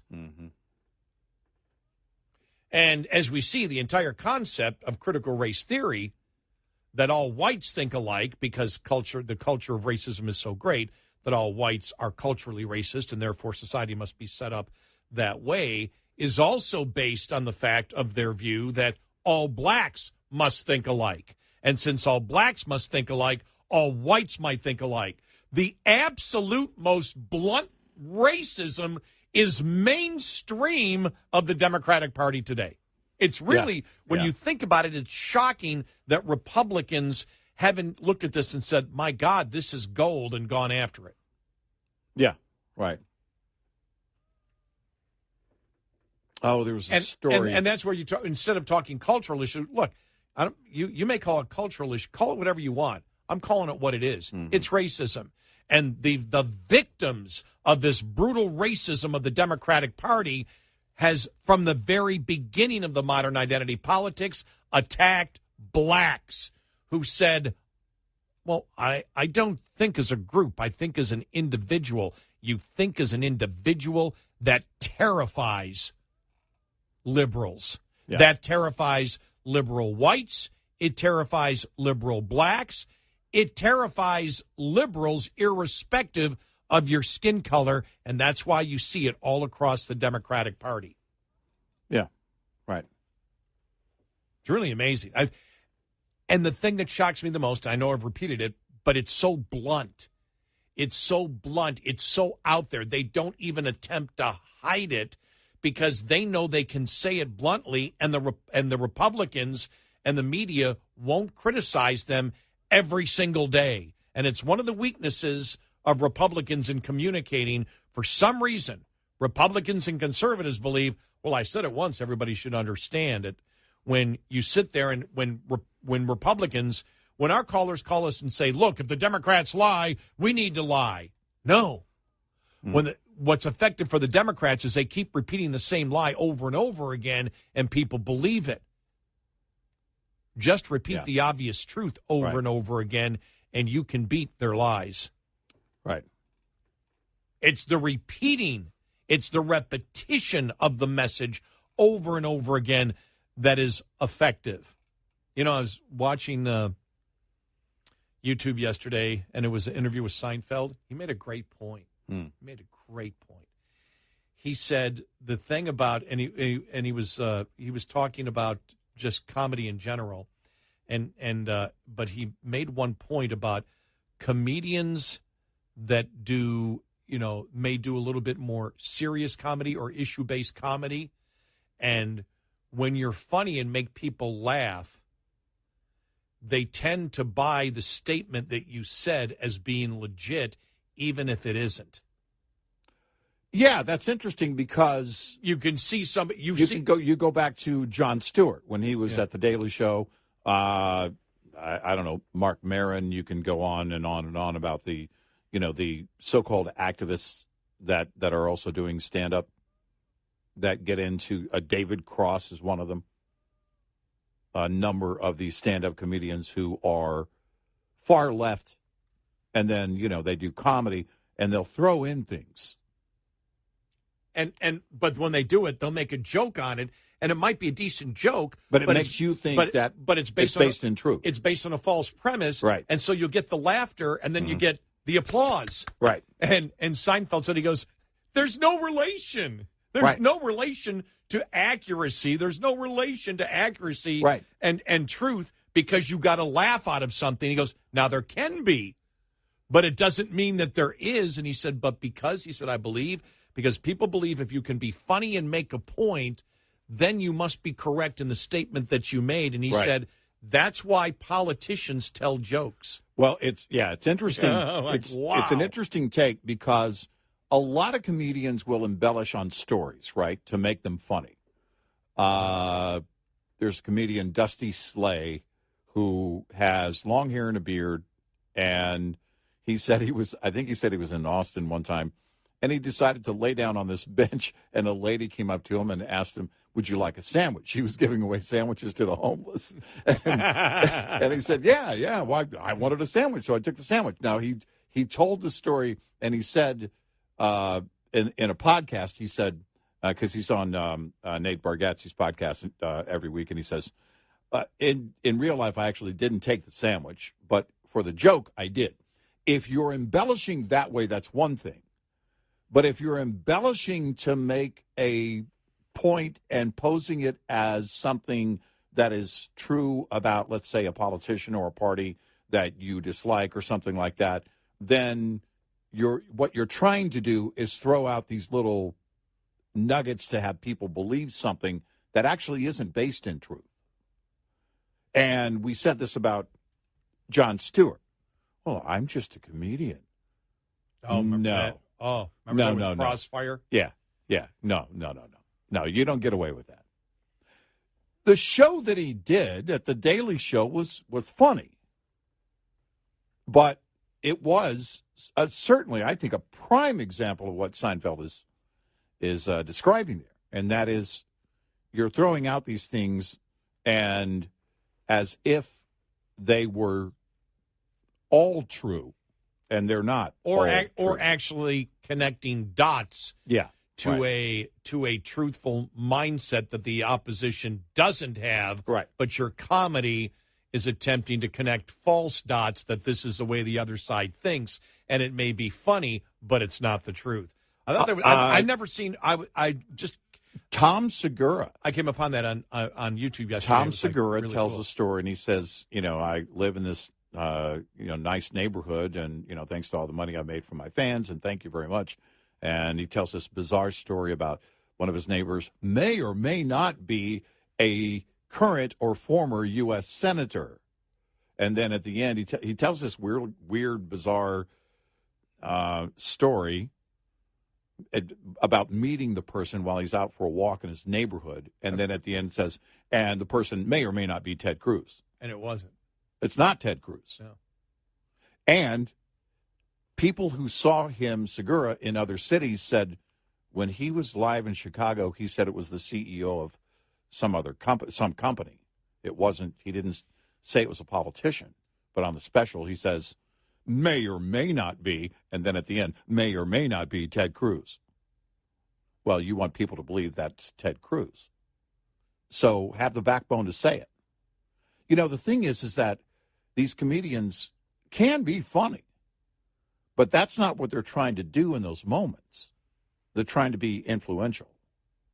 And it doesn't work that way. You don't get away with that. People call you out on that. No, anybody who gets into the arena of ideas, even stand-up comedians, Jon Stewart was absolutely wrong when he said that. I thought that was quite cowardly of him. Yeah. Even though I thought it was quite brave of him to do the whole COVID thing a couple of years back. Right. But when he did that, and it goes back a couple of decades, I believe, when he did the other thing for Crossfire. Remember, because Tucker Carlson was on Crossfire then. Wasn't he? Yeah. I think it was. Yeah. I think it was directed at Tucker. Yeah. But it's like, sorry, it's like you don't get to hide behind that. I'm just a comedian thing. No, Dennis Miller doesn't get to hide behind it because he does political comedy. Exactly.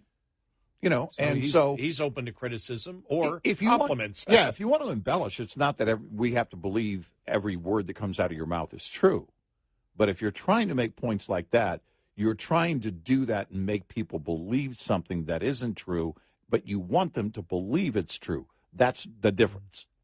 866-98-RED-EYE. Hi, I'm Jen Loomis, a transport safety expert at JJ Keller, and I'm here to share a tip on speed and space management. When driving, you need to manage the space around your vehicle so that there's enough space to allow you to adjust when traffic conditions change. The space ahead of your vehicle is the most important and one of the easiest to monitor and adjust as needed.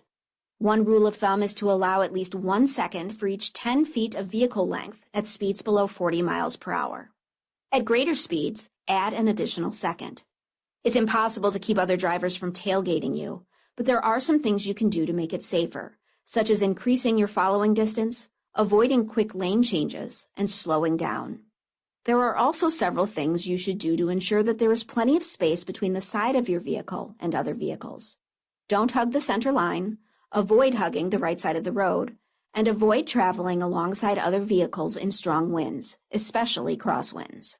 This tip was brought to you by JJ Keller and Associates. Visit us at jjkeller.com. Lines open for your calls. 866-90-RED-EYE on Red Eye Radio.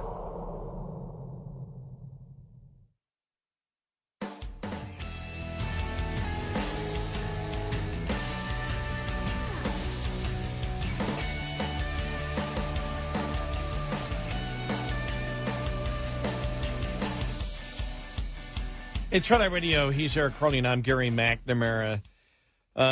The reason we brought that up about the anti-Semitism that the Democrats are dealing with and the identity politics that they're dealing with, which is, in our opinion, identity politics is just the nice way. It's sort of like identity politics is sort of like gender-affirming care. Yeah. The same thing. I mean, the identity politics to us is racism, judging people by groups and not individuals. And we should all in this country, I believe, treat people as individuals and judge them by the content of their character. And because we do talk radio, the substance of their argument and their ability to tell the truth. But this all leads to the Georgia state representative, Misha Maynor, who went from being a Democrat, lifelong Democrat, announced her decision to join the Republican Party last week, making her the first black Republican woman to serve in the Georgia Assembly. Democrats, this from National Review, have mutilated and sabotaged the representative since her appointment in 2020, Maynor said, while Republicans have supported her. Quote, these are all quotes from her. It was always exceptionally easy to deal with Republicans. Everything that I wanted to do was for my community, and I remember the Speaker Pro Temp, Jan Jones, saying one day, I want to help you since you actually want to help your community.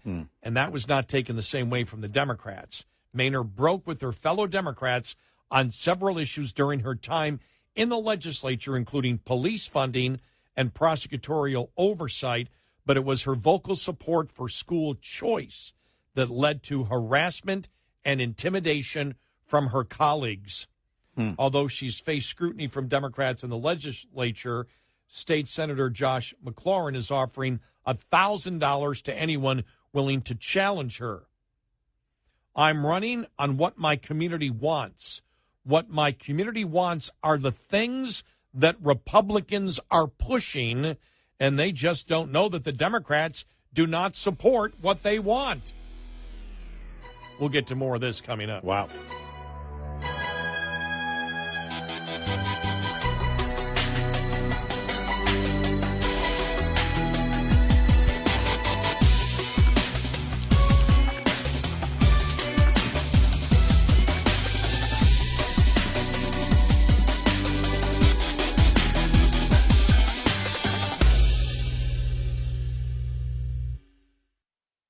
Individuals and businesses with tax problems, listen carefully. Do you feel like you're losing control of your finances? If you owe over $10,000 in back taxes or have unfiled tax returns, we can help you take back control. The IRS is the largest and most aggressive collection agency in the world, and they can seize your bank accounts, garnish your paycheck, close your business, and file criminal charges. Take control of your tax problem now by calling the experts at U.S. Tax Shield and take advantage of the Fresh Start program and new laws that may allow us to negotiate a settlement for the lowest amount possible. Our team of tax attorneys and enrolled agents can stop collections and get you protected so you can take control of your financial future. U.S. Tax Shield offers a price protection guaranteed quote to get you protected today. U.S. Tax Shield is A+ rated with the Better Business Bureau, so call now. 800-785-9132. That's 800-785-9132. U.S. Tax Shield. 800-785-9132. Message and data rates may apply. Do you need a car? Been shopping only to be turned down because of bad credit, low credit, no credit, bankruptcy, or divorce? Guess what? Today's your lucky day, because now you can buy a car, truck, or SUV, just about any vehicle. It's true. Bad credit doesn't matter. No credit doesn't matter. Bankruptcy or divorce, it just doesn't matter. As a matter of fact, your job is your ticket to your new vehicle. We're Auto Credit Express, and we've helped thousands of people just like you. Antonio H. told us, great company, got me connected, and the day I went in, I drove off in the car I wanted. 100% worth your time. Need a car? Get started now and drive off as early as today. Just text APPLY NOW to 88909 right now to get started. That's APPLY NOW to 88909. Auto financing the easy way. Text APPLY NOW to 88909. The IRS, the world's most aggressive collection agency. They can seize your property, bank account, and garnish your wages. They cause sleepless nights for millions of Americans. Don't be one of them. If you owe $10,000 or more to the IRS or state, get protected today. Call 800-312-9970. Coast One Tax Group, protecting your bank, home, and your sleep since 2008. With hundreds of 5-star reviews and an A+ on the Better Business Bureau. Call Coast One Tax Group, 800-312-9970. Stanley from New York owed $93,000. The IRS placed a levy on his bank account. Coast One released the levy and settled with the IRS for $2,000. Mark in Michigan owed $225,000. After Coast One stepped in, Mark walked away paying less than $1,500. Call Coast One now. A 10-minute call can save you up to 93% on your back taxes. Get your fresh start today. That's 800-312-9970. You are listening to Red Eye Radio, live from the Uniden America studio. Uniden, social media at its best. Go to uniden.com today.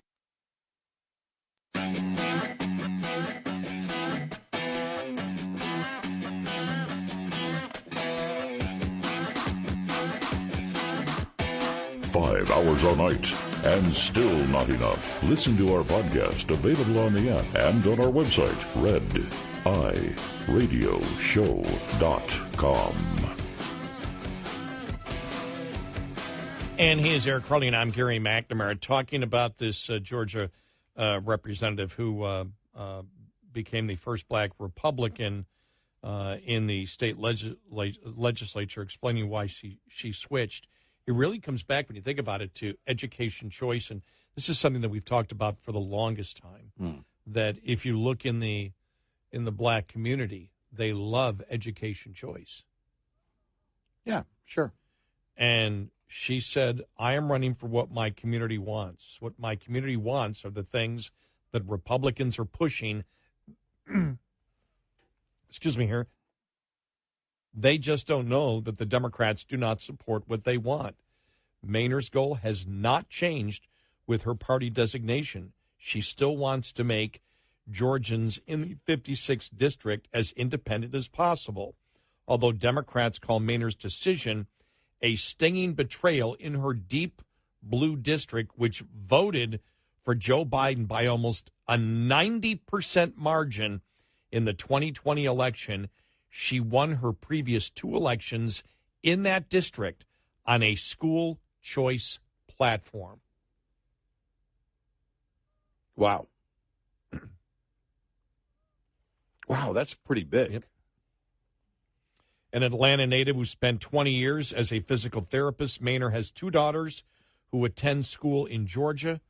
Quote, my mom shipped me off to another community to go to school with better performing schools, and a result of that, I am sure I am where I am because of that decision, Mainer said, explaining that her mother used a family member's address so she could attend school in a neighboring district. In Georgia, that is illegal. You go to jail if you lie and use someone else's address to attend a school. My district has the most charter schools of any other district in the state of Georgia. My district already is quite upset with the current state of the public school system in a district that voted for Biden 90-10. Wow. Students in her district can't perform simple math, she said, and many teachers are resigning because they are graduating students who don't know how to read.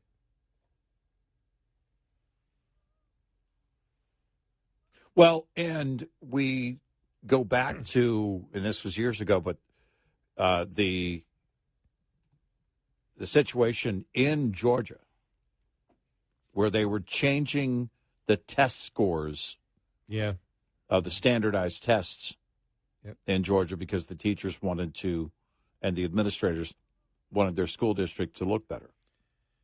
And it wasn't statewide, but it was a pretty big deal. They were actually having these, what they called score-changing, test-changing parties, where they got together after the kids took the test, and then they changed the answers to the right answers. She is the only Democrat in the state who broke party lines to vote for the school choice bill. You and I talked about this a long time ago. We talked about this. I believe it was the chancellor of Washington, D.C. schools who ended up quitting and saying, I finally had to come to the decision, what am I here for? Am I here to defend the teachers' union, or am I here for the best interest of the children? And we've stated this for the longest time. It is the left, the Democratic Party, and the liberal black leadership in this country that has fought the hardest against school choice. Yeah. Which black parents overwhelmingly support. And it is a liberal black leadership and the Democratic Party that has fought tooth and nail in the most dangerous cities that now, in so many major cities, they wish to defund the police and give deference to the criminals.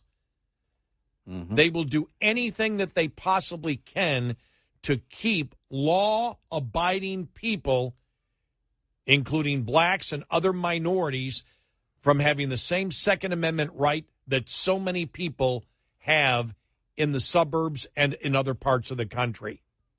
And as you and I have always stated, if the Democrats and the liberal black leadership in this country don't give a damn about your education or your life, then please tell me what they care about. Yep. And, you know, with the Obama administration going after, legally, they wanted to go after states that were giving parents more choices. There was at least the threat of a lawsuit. They never really followed through with it. But if they had their way, if they thought they could get away with it, they absolutely would shut down school choice. The left has been looking to shut it down for a long time. And they're clear on it. I mean, it's blunt. Yeah, right. It's not, they're not even trying to hide it. No. And over again, you've demonstrated that. And frankly, it was only a matter of time before this, because this is a war that they thought they were taking on the right, like we've said in many cases, but you're taking on the parents. And at some point, the parents are going to want to stand up. And we're seeing that more and more. Public schools are failing our children. That's been going on for way too long. And at the very least, parents deserve a choice. Yeah. This isn't hard, is it? Nope. No, it isn't. And the political battle is not between the left and the right. It's between the left and parents. On a number of fronts now. And expect her to be viciously attacked. Of course. Because, according to the Democratic Party, all blacks must think alike, and all whites think alike. Yeah. Yeah. The basis of critical race theory. That is such a Neanderthal mindset. Yeah. We're supposed to be past that. It's to the point where if you believe, think about these things, if you believe in in putting in the effort to excellence, if you believe in the autonomy of the individual, that I judge you by you, that is considered racism today. Oh, yeah. If you talk about the fact that you should go for it, and if you have incentive to go for it and succeed, that is viewed in today's insane anti-racist movement that is actually a racist movement, that is viewed as racist. You can't make these things up, Eric. I mean, No, it's the most bizarre things you can imagine. Yep. And that's what we're dealing with today. Yep. And so it's more evidence what we have said, the part of the frustration that Eric and I feel and have felt for the longest time with Republicans is, it's important to, it's Whistleblower Wednesday. It's important what's going on today, but it's important every day to be promoting things in the language of truth. Do not use the language of the left, as we have brought you earlier today, especially with the insane radical transgender movement. Don't get caught up in that. You can talk about all these things. You can talk about critical race theory. Of course you can. You can talk about the racism, how anti-racism is now racism. But be blunt. Be blunt and be truthful, because it's easy to do so. But also talk about all the other things. Talk about how the Democratic Party is against school choice. Talk about when you talk about guns. I could care less about you posing with your family holding guns. Yeah. I could care less about that. What I want is an explanation consistently to Democrats and to independents about how the Democratic Party is trying to deny you your Second Amendment right to protect yourself, and they especially wish to do it in some of the most dangerous areas of the country. Yep. And I want the Republican Party to promote school choice constantly. You pound as hard on these particular issues and the border and spending and everything like you do, like we're going to see here on Whistleblower Wednesday about what's going on with Biden. They're all important. Right. But at times it's as if the focus of the Republicans seems to be too narrow. You need to pound on the issues each and every day and let the American public know the urgency of how you feel their rights. And I mean, everyone is included in this. Yeah. Don't make it about you. Make it about the ideas. Make it about what the left is doing. Don't make it about you. And you can win. Yep. And you can continue to win. Yep. There's no reason it shouldn't be landslide from 2024 on, as long as the Democrats embrace insane ideas. Yeah. Right. 866-90-RED-EYE. We'll be right back with more Red Eye Radio with Eric Harley and Gary McNamara.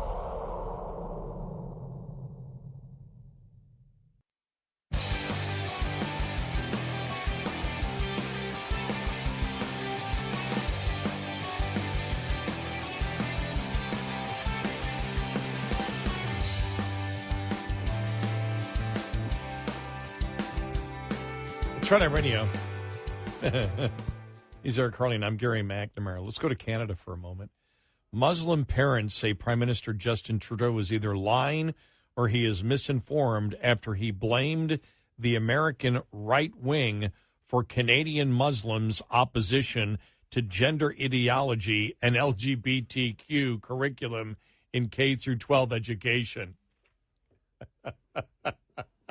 Wow. It's shocking that Trudeau would use the same kind of silly arguments that are being used in the United States, said Karine Monib, a Muslim parent, telling Fox News Digital. I'm surprised that they don't have anything else to say other than to accuse parents who are truly concerned and want to pass on their religious teaching to their kids to say that it's right-wing manipulation.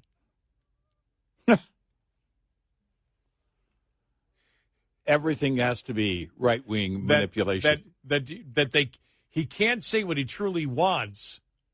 Yeah. Which is Muslim parents are wrong.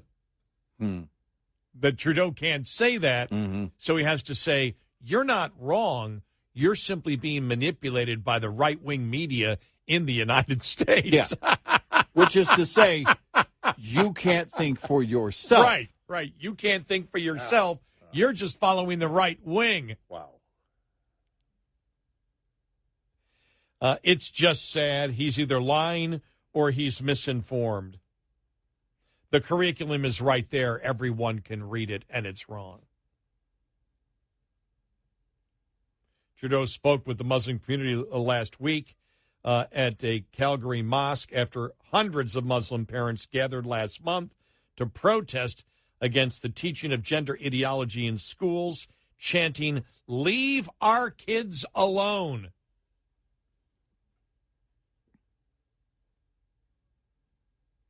You're just watching too much Fox News. Wow. According to the video from the meeting, one Muslim parent asked Trudeau to please protect our culture, our belief, the sin that you are doing on them. Trudeau responded, first of all, there is an awful lot of misinformation and disinformation. Yeah, tell us what there is. Out there.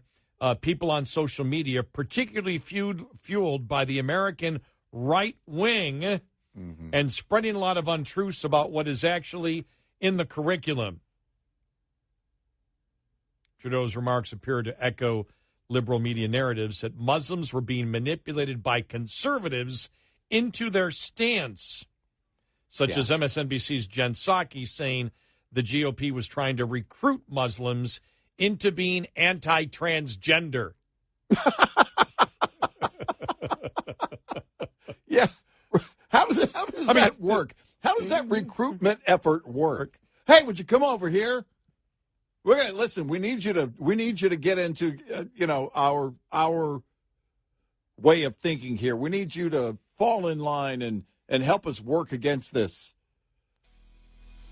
This is how the left believes you're mindless. I know. Yep. That you don't have a mind of your own. You must be controlled. By the way, giving so much credit to the right-wing media in America, right?